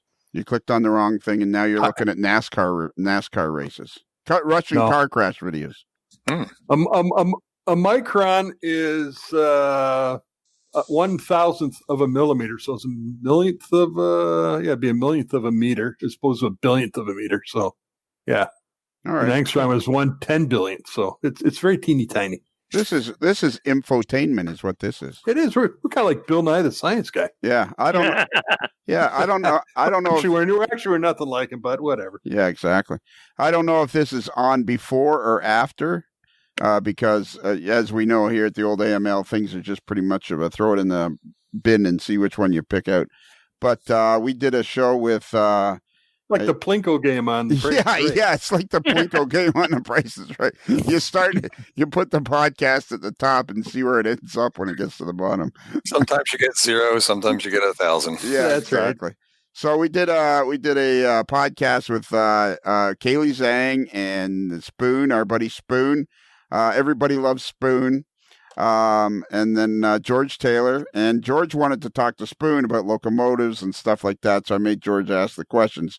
But they got into this whole thing about the size of the prime mover and the different locomotives and what was first generation and second generation. And I literally think while they were all talking and firing all these numbers back and forth, I actually kind of did a faceplant into the desk because You're having trouble figuring out 5, 6, 7s and oh my God, 54s. It was actually really interesting, but the way they were throwing the numbers and everything back and forth, I was just about as lost as I could be. Yeah. All right, so Ron, old buddy, so we're back to Tom's hot dogs. Yeah, we're the reason for those playing along at home. We have come back to. Well, it could be what's happening. It could be a segment. It could be anything. But the prime reason we're here is because we wanted to talk to you about Tom's hop dogs. Hop dogs. Yeah, hot dogs. And Tom and I wanted Tom Jacobs and you guys in the same room because Tom's excited about it because he seems to think it's named after him. And I want to talk to you, Ron, because you created the whole kit. So I thought that's what we would do. Thoughts? No, I agree. I have to. I think Tom should hold it up to the camera again. That was a neat little shot. And for all you folks at home, he's going to be holding up the Tom's hot dogs. You already got his? Oh, geez. Look at that. He got Sweet. 2. He got 2. So he can screw up once. There you go. so mine should be coming shortly. See, it's got away all the way across the border. So you were the first to order, but I was the first to receive. First to receive. There you go. You were the first one, Bruce, to order one. Yeah, Bruce was number 1. I hadn't been paying attention, and Ron's thing popped up. So it's filled order. So I figured, all right, get on. I was may or may not been busy at work that point in the day, and the time might as well get one ordered. And that was my problem. I was actually stuck on a call, and since we're in this quarantine thing, we're doing everything through WebEx and Zoom and everything, and we're now like trying to use our webcams and everything. So I was actually on my laptop for work with the camera on, so it would have been very noticeable if I would have like leaned away to like order the kit on my personal computer. Like, what are you doing, Tom? Oh, I'm buying some model kits. Just checking the stock market to see how we're doing. Yeah, right. So, how did you get the idea for Tom's hot dogs? Well, I wanted to do some kind of hot dog stand. At first, I was looking at doing a couple different carts, like a news cart and a hot dog cart and all that stuff, but trying to design that, they were too small. So then I started looking at some hot dog stands, and one of them just kind of stood out. It was a good size. And at first I was going to call it Burger Dogs because they would sell hamburgers and hot dogs. I thought, oh, that's a cool name, Burger Dogs. I like that. But then I started looking on the internet, and there were a lot of Burger Dogs out there, actually. So I wasn't too original with that one.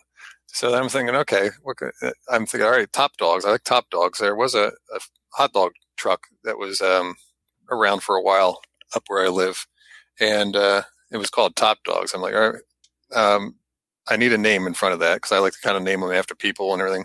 So like, well, we pick on Tom with his ketchup and everything enough time, so Tom's Top Dogs kind of rolls off the tongue a little bit better than Lionel's lousy dogs. Or yeah, Lionel's anything doesn't really roll off the tongue. Lionel's Dirty Water Dogs. Yeah, exactly. Okay, so Tom, did you know that he named it after you, or was it just a complete surprise, or did you are we just pretending, Ron, for Tom's benefit? I forget when he told me that's what he was going to name it. Ron had been showing me some in progress shots and everything, and I forget how it came up. I think almost jokingly I said, "Oh, you should name it after me or something." I forget how the conversation started, but it was something that was going back and forth because he was showing different pictures of hot dogs for like some of the artwork and stuff, and then lo and behold, he let me know that the kit was going to be named Tom's Top Dogs, and I was thrilled. It was good. It's going to officially debut at Tom Stock. Hopefully, this is still going on. But I got done way early, and I wanted to get it out there because it seemed like a lot of people were excited. It's probably one of my best sellers so far. Oh, really? Randy's Auto Supply is very popular. Tom's is right there. So my little guy Skip's Bait and Tackle. That's a good one. But Randy's and Tom's, they're chugging along, man. And hey, Tom, he's hoping that the Tom stock's still going on. So am I. Wow, you're hanging in there too. I haven't called it yet. Wow, I've been right. You know what? Today and yesterday, I'd say about a week ago. But it's kind of ramped up in my brain. It's kind of moving to the top of the list in my brain. I'm thinking, well, I guess it's time to send Tom that message saying, well, what do you think, buddy? No, I don't think so yet. Really? I think we can. I think let's see what happens in the next 2-3 weeks, and then we'll call it. Wow. Well, I'm not ready to give up yet. Let me be clear. I think most everybody knows my son has a PhD in infectious disease. He's a virologist by trade. He knows all about this stuff. So I'm getting most of my advice and information from him. He said, even though the admissions to hospitals are starting to decline in some places, the way this stuff moves is usually 9 to 10 days after that happens is when you see the infections actually start to tail off. So we're not past the peak yet, but at the same time, if all this social distancing works, there's a chance that we may be able to still do this. Wow. So I'm not ready to give up yet. We're going to be very smart about this. Everybody's health and safety is concern number one, but I'm not quite ready to pull the plug just yet. Yeah, and let's keep in mind we're recording this on April the 16th. Now, if we're going to be very smart about this, so am I not going to be included in the conversation? You will be included in the conversation this time. Come on. That one cleared center field fence by 30 feet. It should have, but it got fouled off behind home plate. Right. Yeah, it got fouled off behind home plate. Just a little under it. Well, while we're talking about it, Ron, do you mind if we talk about it while we're on your interview? It's all about us, man. Yeah, I kind of like the podcast when I'm listening to it. I know it kind of jumps all over the place, but it's done in real time. So wherever you are and whenever you are listening to this is just where we are. It's the middle of April. It's April 16th, my birthday. Notice I keep saying that. And can I borrow about $10? What's that? Can I borrow $10 and use some of it to get you a nice little present? Yeah, exactly. Notice the key there. It was Bruce's birthday. Boy, are we all over the place at this point? There used to be a comedian that used to tell about 4 stories at once. I forget who that was. I think it was Ron James does that when he's doing his comedy shows. Nobody knows who Ron James is. That's like telling everybody who Doug Harvey is. Okay, go ahead and explain who he is. Doug Harvey? And now you know the rest of the story. No, Doug Harvey. Paul Harvey. That's Paul Harvey. Paul Harvey, okay. Doug Harvey played defense for the Montreal Canadiens in the 50s and 60s. Yes. So, Bruce, go ahead and explain, because you're the only person on the planet that knows who he is. Well, maybe not, because Ron James is a Canadian comedian. He also starred in a show which may have been picked up in the States for some called Blackfly. I was on for a couple seasons where he's at a Hudson's Bay trading post. He's been in another TV series or so, but so he's been around. People may know him. He has done some shows in the States. Yeah. So he's a comedian and he tells stories, and yeah, he can be funny at times, absolutely. But he's Canadian, so nobody knows. It's like the podcast. So okay, where was I? Oh yeah. So then I put on Bruce Wilson's Facebook page a couple of days ago because his birthday is merely days before mine, April the 14th. 13th. 13th. So close. So close. But I got it right on Facebook. Yes, you did. So I oftentimes I'll say happy birthday such and such. If you can loan me $5, I'll buy to buy you a present. It would be great because I want to get you something really nice. So then I had a bit more elaborate thing on Bruce's Facebook page, and then at the end I threw in a little curve, and I think Ron picked up on it. I said, if you could loan me $7, I'll use some of that money to buy you something really nice. Yes. And I said, if you got change for a tenner. Yeah, exactly. Boy, oh boy, is this show ever bad. I apologize to everybody. There's something wrong with me today. It must. You know what? Where were you? Oh, we were talking to Ron Kleiss. You know what I think my problem is? I'm loaded. You're high on gummy bears. I'm high on chocolate cake. Oh, there you go. Duncan Hines chocolate cake? I forget. I made it myself, and I used my own special secret recipe. It's either Duncan. It's either Uncle Duncan or Aunt Betty. Yeah, one of those two. But I had somebody taught me how to make it even better, so it's pretty good. You got to have Barb ship you over some cookies. Yeah, Barb and I are kind of. Oh, don't start that, because then he's going to gripe about the candy bars I had in the car. I can hardly wait to play that. Okay. That's the other problem with this whole COVID thing. I'm keep talking and piling up podcasts. I think I could do it. I think I could stop talking to people for 6 months and I wouldn't run out of stuff to publish. But you know what I do is each podcast, I put it in the refrigerator so it stays cool and fresh until I release it. All right. So what's the price of this Tom's hot dogs? It's $50 American, US. Yeah. And Yep. what's the price of what was you saying? Randy's Speed Shop? Yeah, like an auto repair. That's $50 also.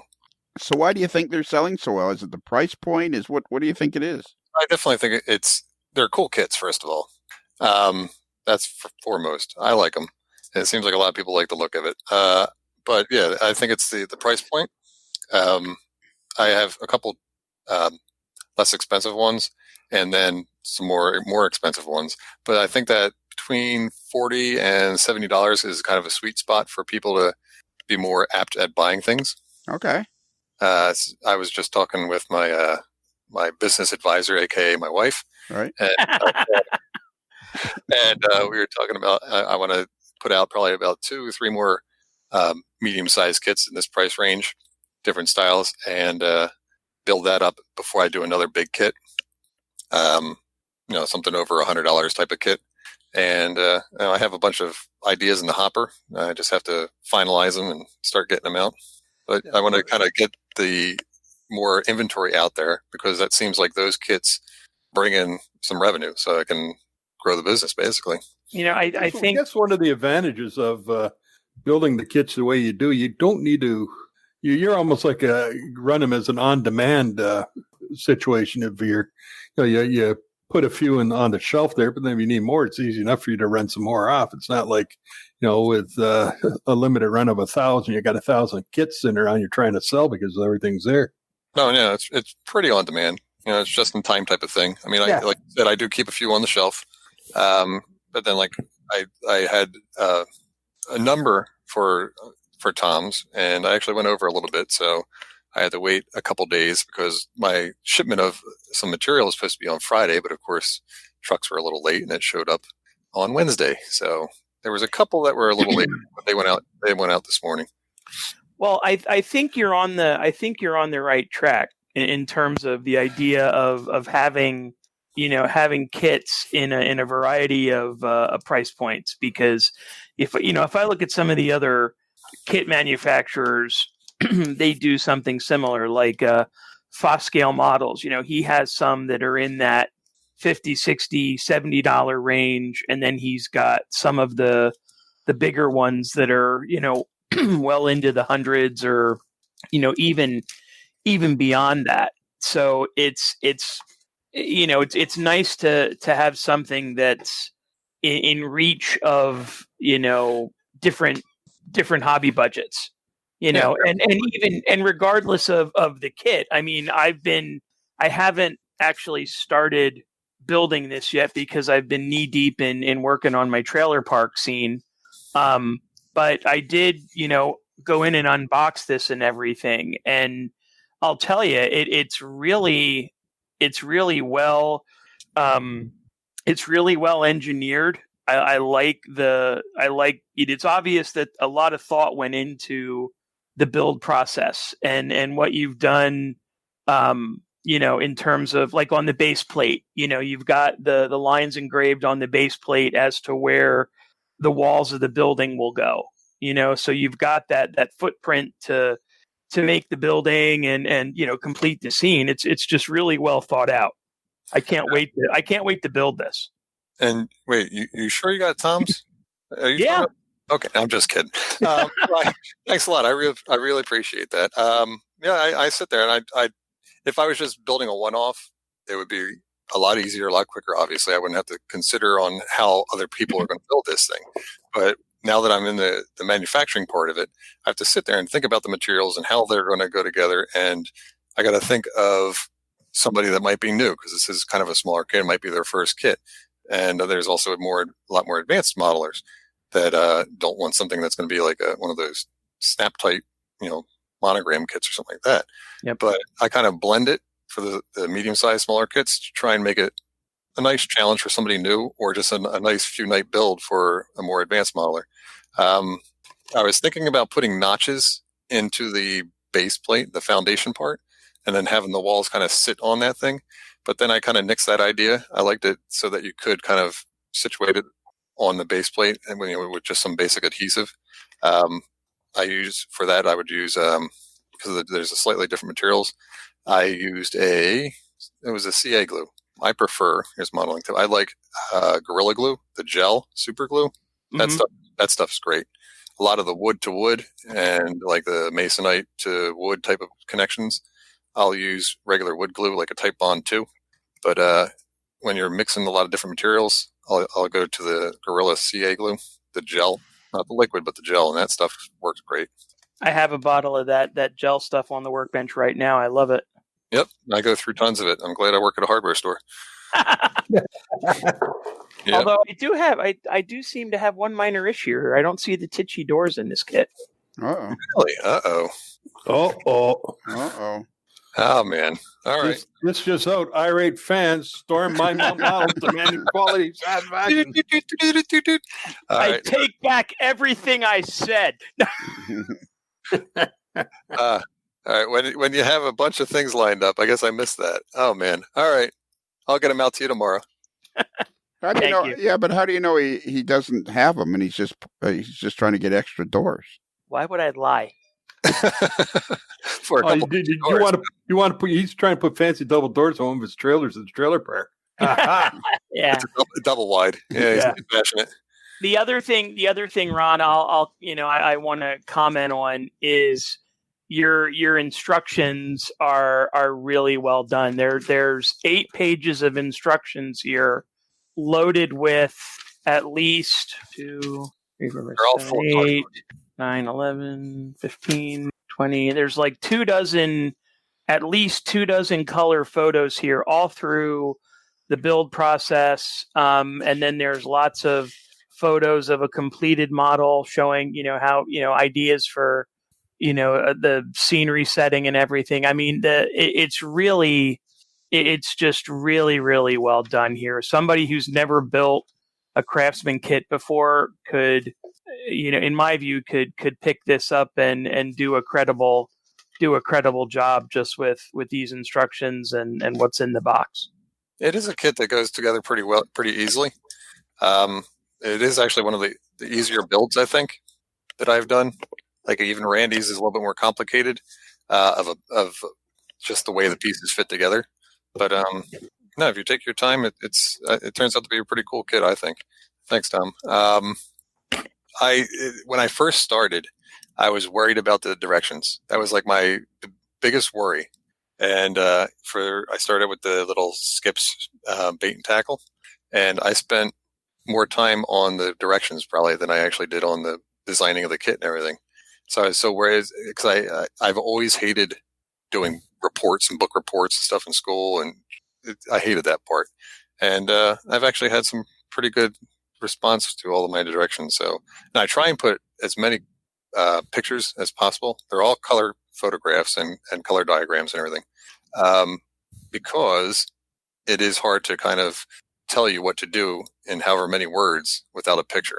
And some kits in the past that I've built from other manufacturers of days gone by and stuff, it's either all words or just a couple little pictures here and there. And some people are fine with the just reading words and building something from that. Some people are more visual, so I try and pack it full of pictures also. Yeah, like Tom has talked about your instructions before, and it's so. How do you think you got the sense of wanting to build really good quality kits? Like, did you like?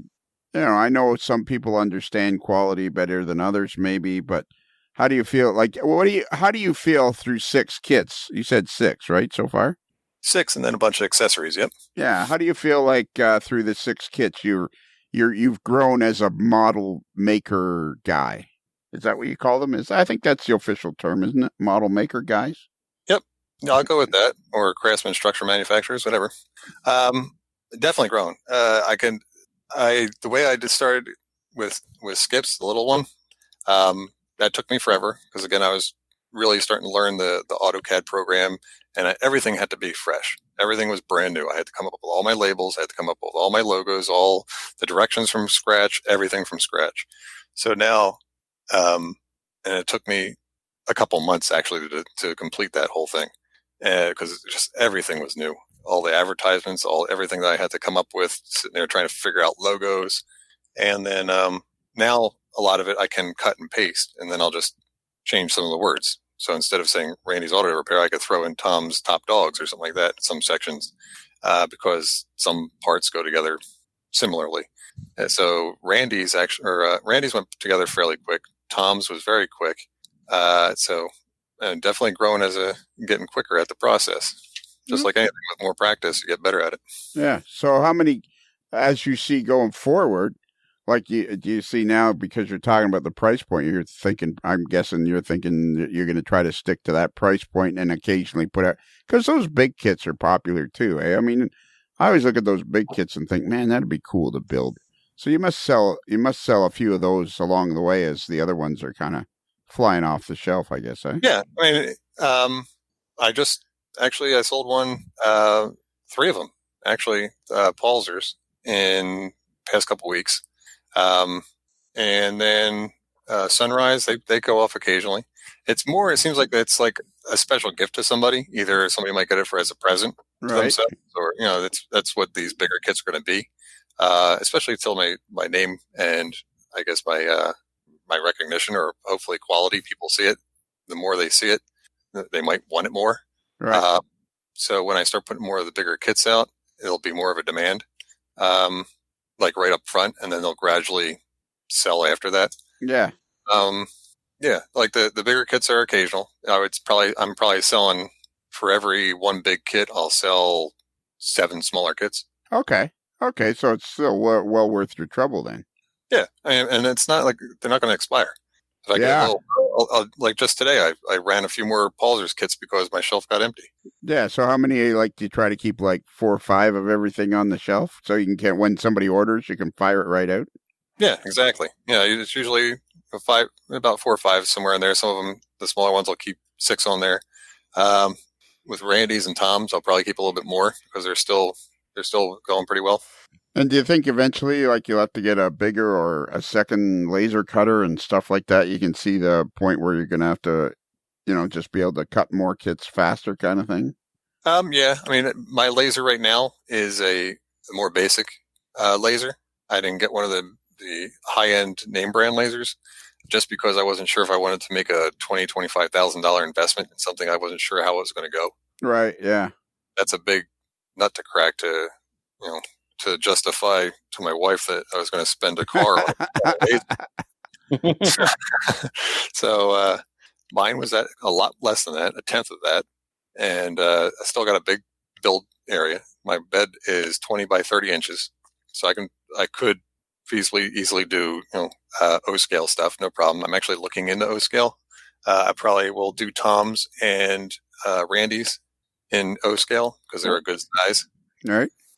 Looking into that, not officially yet, folks, but I have the space for that on this laser. It's done well for me. The power supply, because it is a Chinese laser, the power supply did go after about a year when I had it. So I ended up upgrading my tube and my laser, and it's cutting even better now. Okay. Yeah, it's more efficient. The speed is not quicker because you're still on the stepper motors and stuff. I haven't switched those out, but no, it's going well. Seems like it's kind of fun that that we were friends before you ever started. Now we're kind of been following along right from the beginning, and now I mean everybody I talk to that has any familiarity with the Tom's hot dog seems very excited about it. Yeah, that's cool. Believe me, I'm excited. I'm making them, and I'm still get excited when I see them. And then I really get excited when people send in their completed kits. Like with every note, and I usually write a note to somebody. Right. I try and analyze as best as I can if I know them well. And I always say, please share your completed model with us, because we have on the website there is a customer build gallery type of. Yeah, I see that, and I'm looking at it now. That's kind of a fun thing to do. Yep, there's a couple that I got to put up there. I just got a few pictures a few days ago. One guy supplied a bunch of pictures of Palzers, and it's cool because the original Palzers is an L-shaped building, and I figured out that you can actually build it into kind of a zigzaggy Z-shaped type of building, and he built it that way, and he's the first to complete it, and it turned out really cool. It looks better than I thought it was going to look. Excuse me.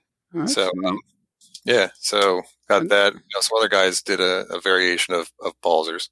I haven't seen any in progress of Sunrise yet, but I know there's a few people out there working on them. What do you like? I'm looking at Randy. I'm looking at in the gallery. I'm looking at somebody submitted some pictures of Randy's auto repair. And what do you use for the shingles? That's actually a laser board. I use a 1/64th laser board, or even actually a little tiny bit thinner than 1/64th. And I show them how to paint them, how I get my effect of shingles, depending on what style shingles. It could be like a 3-tab asphalt shingle, or it could be cedar shakes or something like that. On Randy's, has the more even lined 3-tab type of asphalt shingle. Right. And the way I painted them, I ended up going the laser board that I cut it on is kind of a brownish color, medium dark brown. And with that, I paint it like a grimy black. And then I kind of speckle it almost to get that, like, how the asphalt shingles have like a little rock texture to it. What kind of shingles are these? You might want to speak just a little bit more. It's an asphalt shingle, like a 3-tab asphalt shingle type thing. Asphalt, okay. So is this one piece, the roof, the ceiling, the roof, is that one piece, or is it a whole bunch of strips that you have to apply? They're strips. They're individual strips for the sheet. They come in a big sheet, and then you paint them while they're on the sheet. Okay. And I kind of give you like a random technique of kind of varying the colors. So when you cut them out of that strip, you kind of just throw them in a pile after they're all dry, and cut them out and throw them in a pile. So as you're grabbing them to apply them to the roof, you get that random pattern. So it has the same kind of look, but each individual shingle doesn't look all the same plain grime black or whatever. There's kind of a color variation there. And how do you stick them to the roof? Some people use like a CA glue, like the Gorilla Gel glue that I was telling about. But I always recommend using a transfer tape, or like the weather stripping tape, the double stick tape. You apply that onto the roof. Once it's on the building, you apply it onto the roof, and it has like a protective film on the one side. So when you're ready to apply the shingles, you peel off the protective covering, and it's sticky. So then you just put the shingles on there, cut it to length, and then you go on to the next strip and just keep sticking them up the roof. Cool. And you get a lot of your castings from, what do they call themselves? Best Trains? Best Trains. Yep. Brian and Jill. Great people to work with. And what is the best stand for again? I forget. Bollinger, scale trains, I think it is. Yes. Everybody talk at once. 1, 2, 3, go. Well, it's Brian and Jill. They're really great people. Yes. Exactly. Perhapsly. And their website is worth checking out. He's got all sorts of cool stuff on there. Yeah, they have like 500 or 600 different castings. Yeah. And we talked about this before. Their booth, I don't even know if you call it a booth at Springfield. It's an basically it's basically just this 6 or 7 foot tall wall of castings. Yep.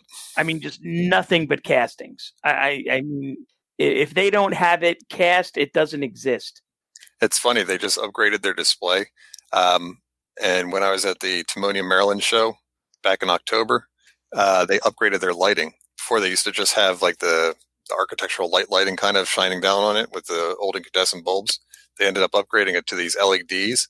And when they flipped the switch on when we were setting it up the day before the show, everybody's like, "Oh my!" It's like moths to a flame. The eyes were burning out. Your skull. It got so bright, so they ended up like adjusting it. There was at the Timonium show. It looked like the sun was turned on. It wasn't as bad at Springfield, so I guess they kind of adjusted it a little bit. So, do we know what their I know we've talked about this before, but what the heck? Oh, Bollinger Edgerly Scale Trains. Yep. Yes. Bollinger. So I'm assuming their last name is Bollinger. Yep. Mm-hmm. I think he had a partner that was Edgering or something like that, and then he had. That's right. That's right. Yeah, I remember him. I interviewed him at Springfield. Yeah, and it's besttrains.com. The word best, the word trains, and then .com. Not the word .com. Yeah. This isn't the early '90s when the internet was new and stuff. Yeah, exactly. Everybody knows what dot is. I know we've come so far, eh? I mean, could you? Do you mind if I ask you, Ron? How old of a man are you? I'm 47. Well, soon to be 48. Okay. And have you been to see a doctor? No, that's another joke. I look like garbage, don't I? Yeah, you look fine. You're a strikingly handsome man.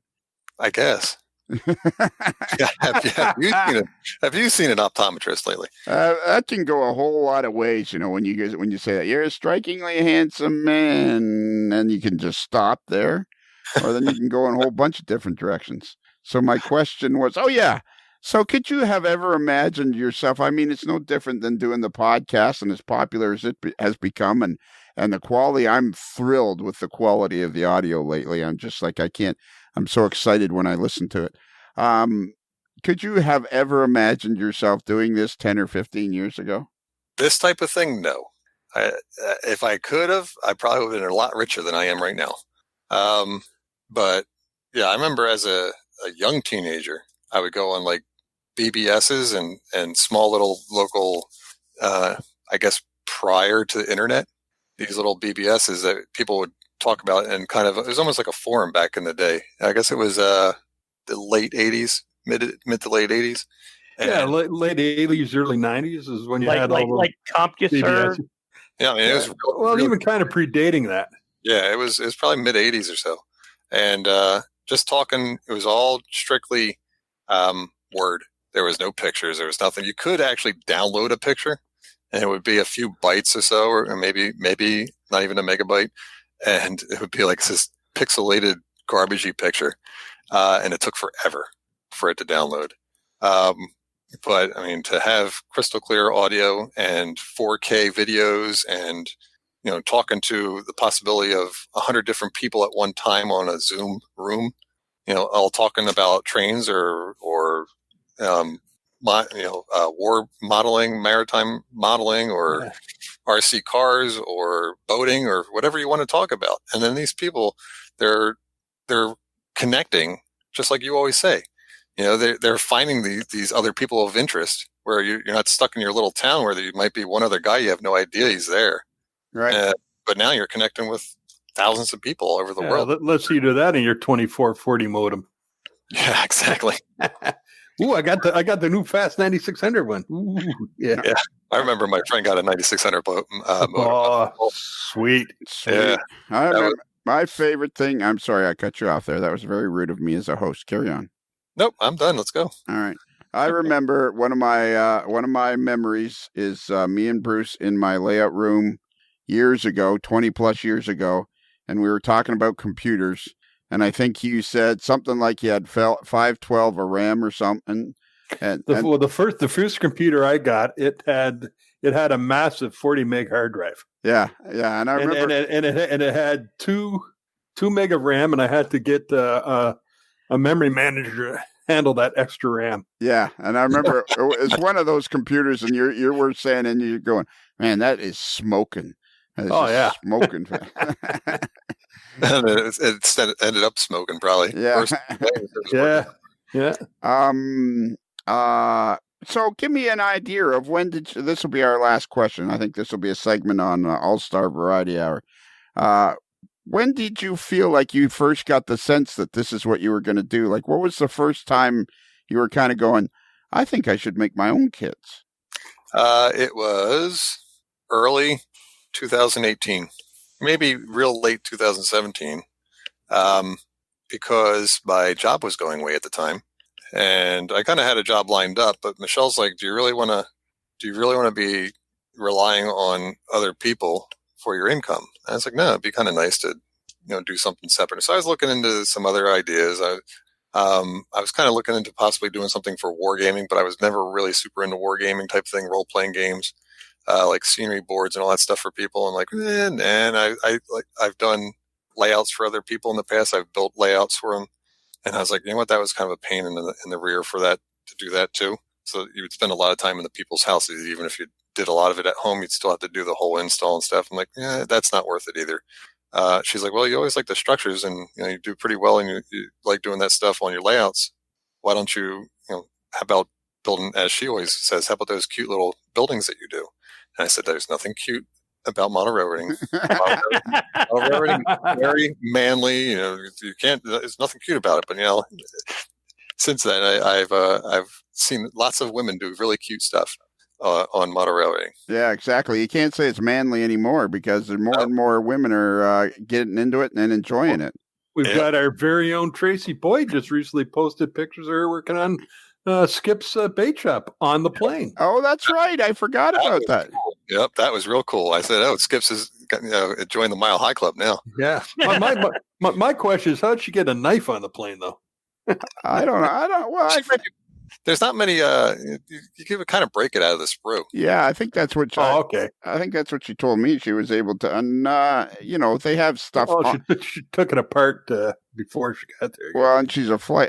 She's a flight attendant. She is the official flight attendant of the AML network. Yeah, but it still had to go through security. Well, if you'd let me finish a sentence. No. Spork. Spork. You could use a spork. Yeah. So I would imagine as a flight attendant, she probably has access to things on the plane that would probably help her. She was showing me the other day, she was making omelets or eggs. She had like 4 dozen eggs in her suitcase, but she'd been to the farm and she had like 4 dozen eggs in her suitcase, and she was making some sort of French egg omelet thing or something on the plane using it. I'm like, holy mackerel. Well, they have like a little mini kitchen. Yeah. And here's a question for you. Why do they call them sporks and not foons?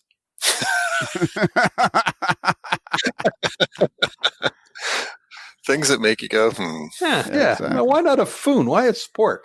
Yeah. So anyways, where were we? Did we figure out when you wanted to do this? So it was 2018, 17. Your wife, Michelle, says, we got sidetracked because we were making a point of including all the ladies.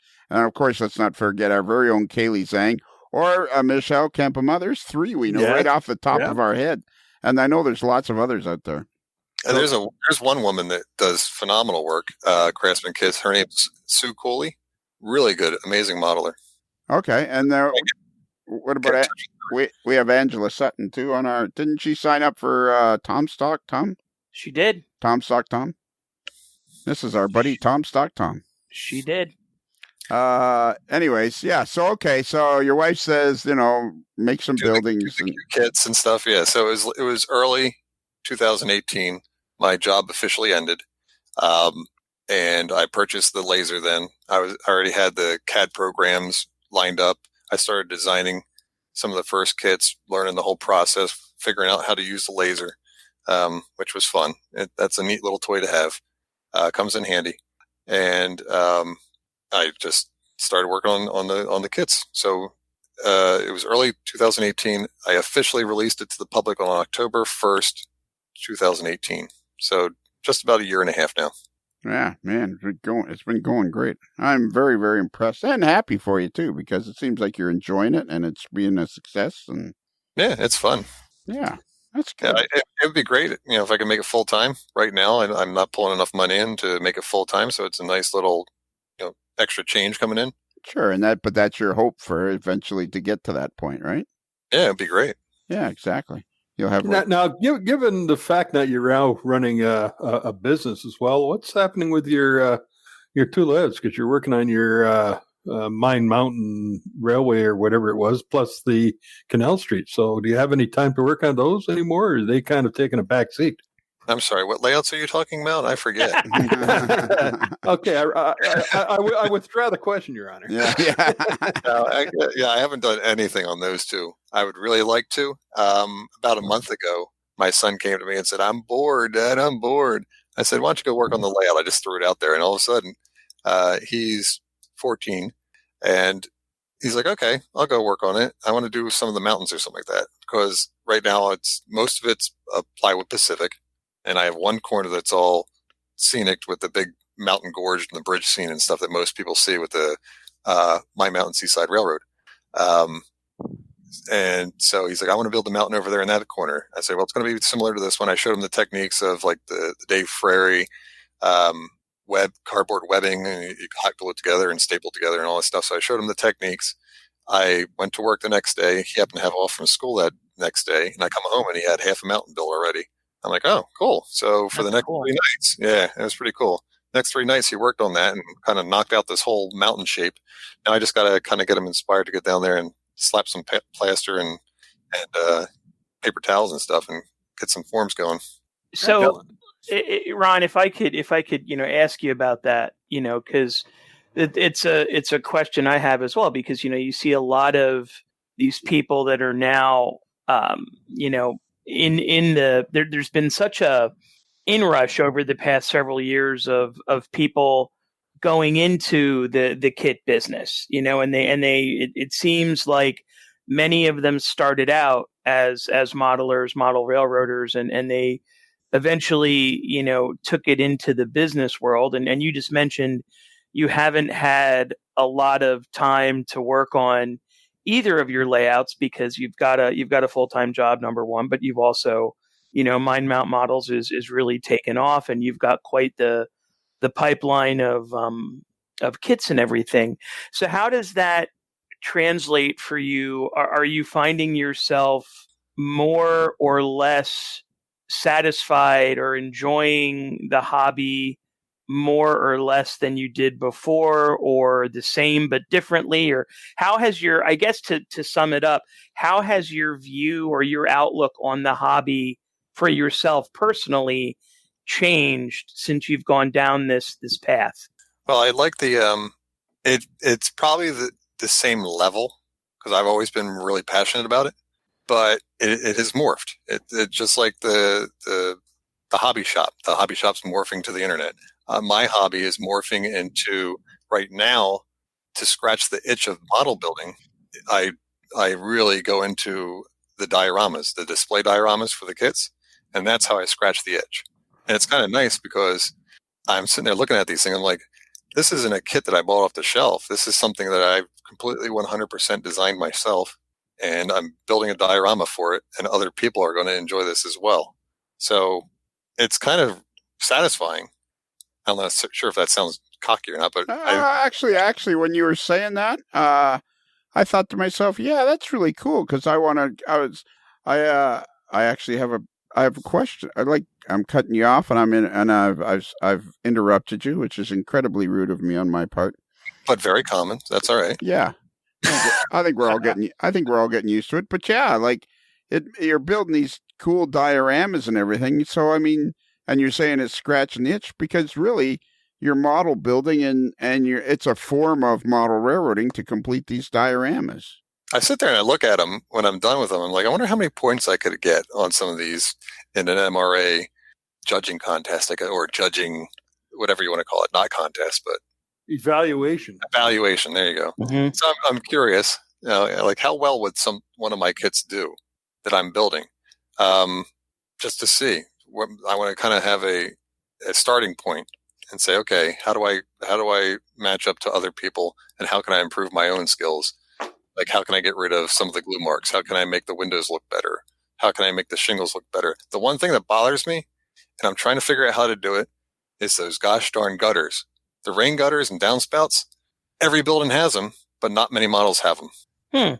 And I'm trying to figure out how I can do it convincingly and have it in the kit and have people understand how to do it. But I don't know I can't make gutters on a laser. It's just, they're not going to look right. Yeah, too thin. There's no way I can do it. I've seen them. I think either Kitschy or Central Valley. Somebody makes gutters, but they don't give you much.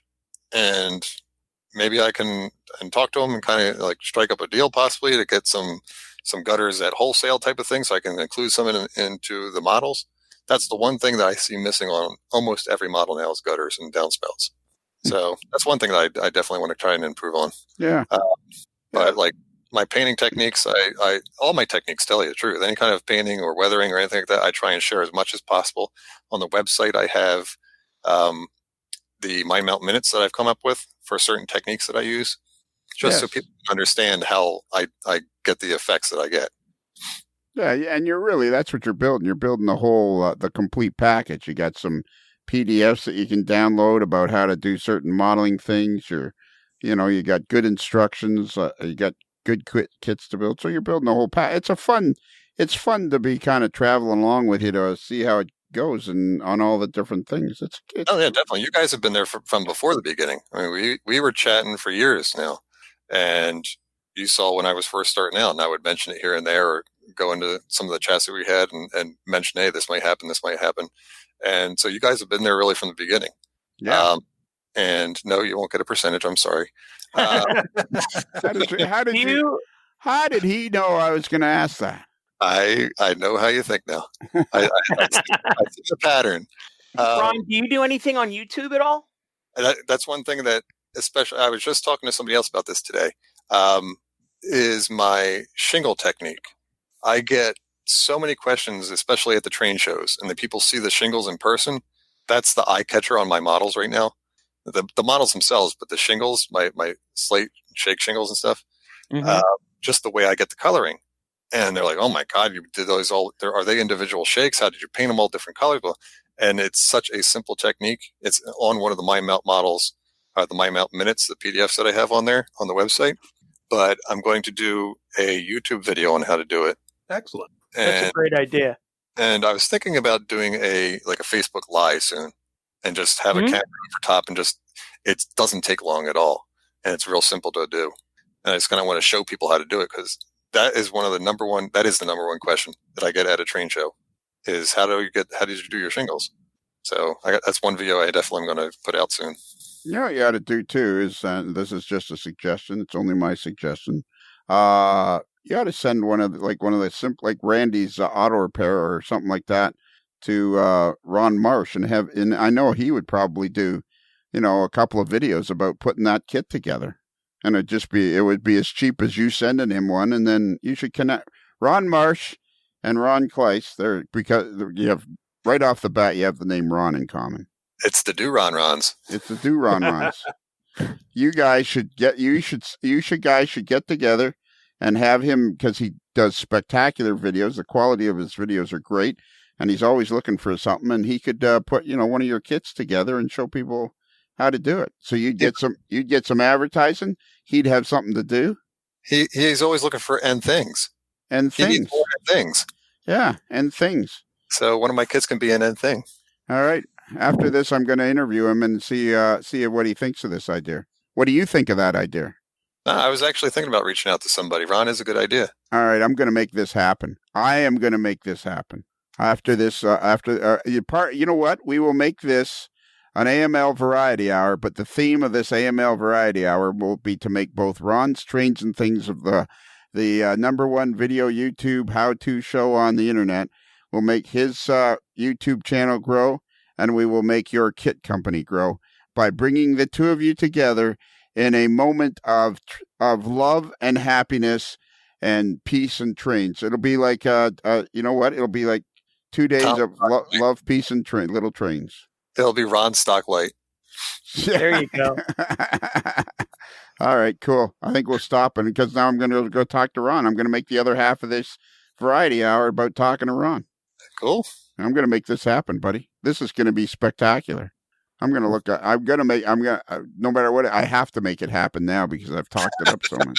You've already talked it up too much. Yeah, exactly. I need to. The voice in the back of my head is going, "Shut up! Be quiet! Shut up, Lionel." just like Homer in the bar. Yeah. Shut up! Oh. Yeah. Oh. But actually, I think it'd be really cool. All right. No, it sure would. It would be. Because right now he's just started a series on Craftsman kits for the Model Railroad Academy. Yeah, I just noticed that. I saw that today. Part 3. He's doing a All right, I'm going to go talk to him. I might even talk to him now because I know he's just sitting. He also is just sitting at home twiddling his thumbs because of COVID. Yes. All right. Let's make this the end of an all-star variety hour. Okay. Which means we need to give out our email address. Okay. So if you, Bruce, if you could do that, I'd be and I'd be grateful forever. Yeah, I'll try to keep it simple because I heard some guy named Jacobs badmouthing me saying I set the bar too low the other day. But simple is sometimes better for things like that. You don't need to get fancy with L's and number of L's and stuff like that. So plain and simple for Mr. Jacobs, who won't like it because I heard him complaining about it. Our email address is Modeler's Life, Modelers with 1 L, modeler'slife@gmail.com. Are you okay with that, Tom? It has a certain understated elegance about it. It's wonderful. Nice try.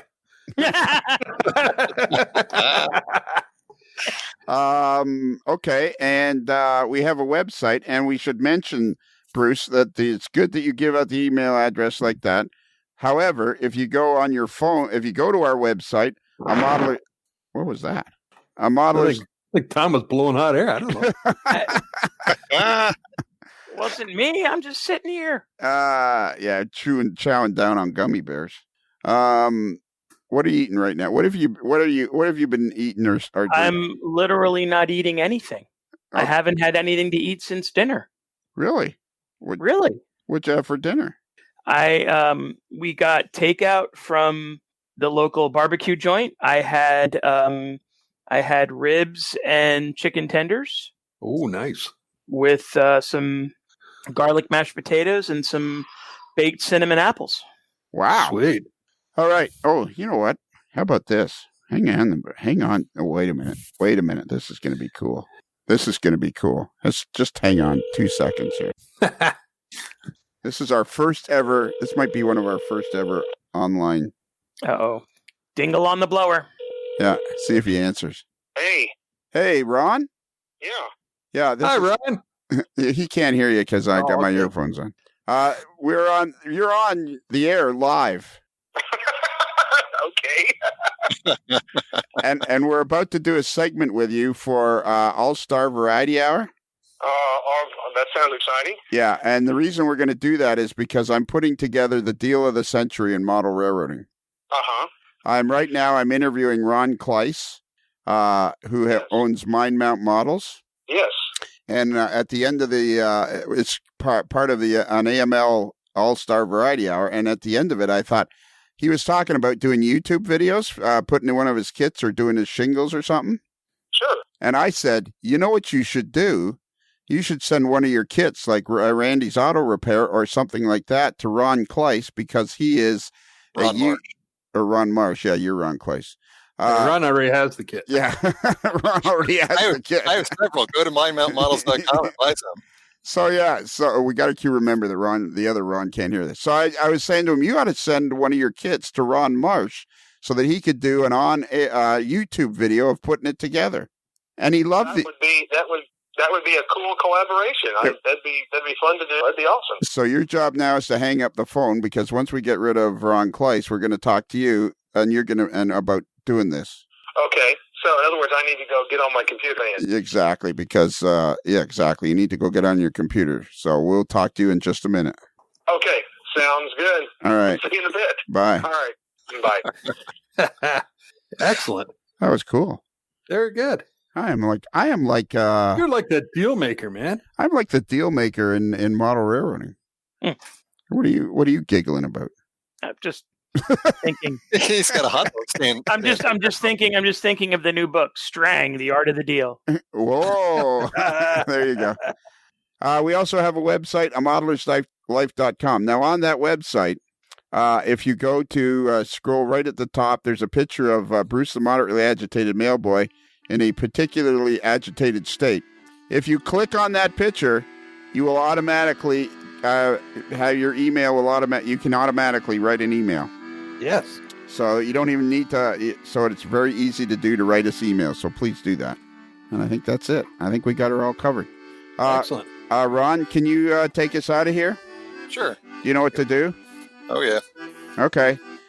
So remember, a Modeler's Life podcast is considered marginally adequate by 6 out of 10 model railroaders basking in social distancing.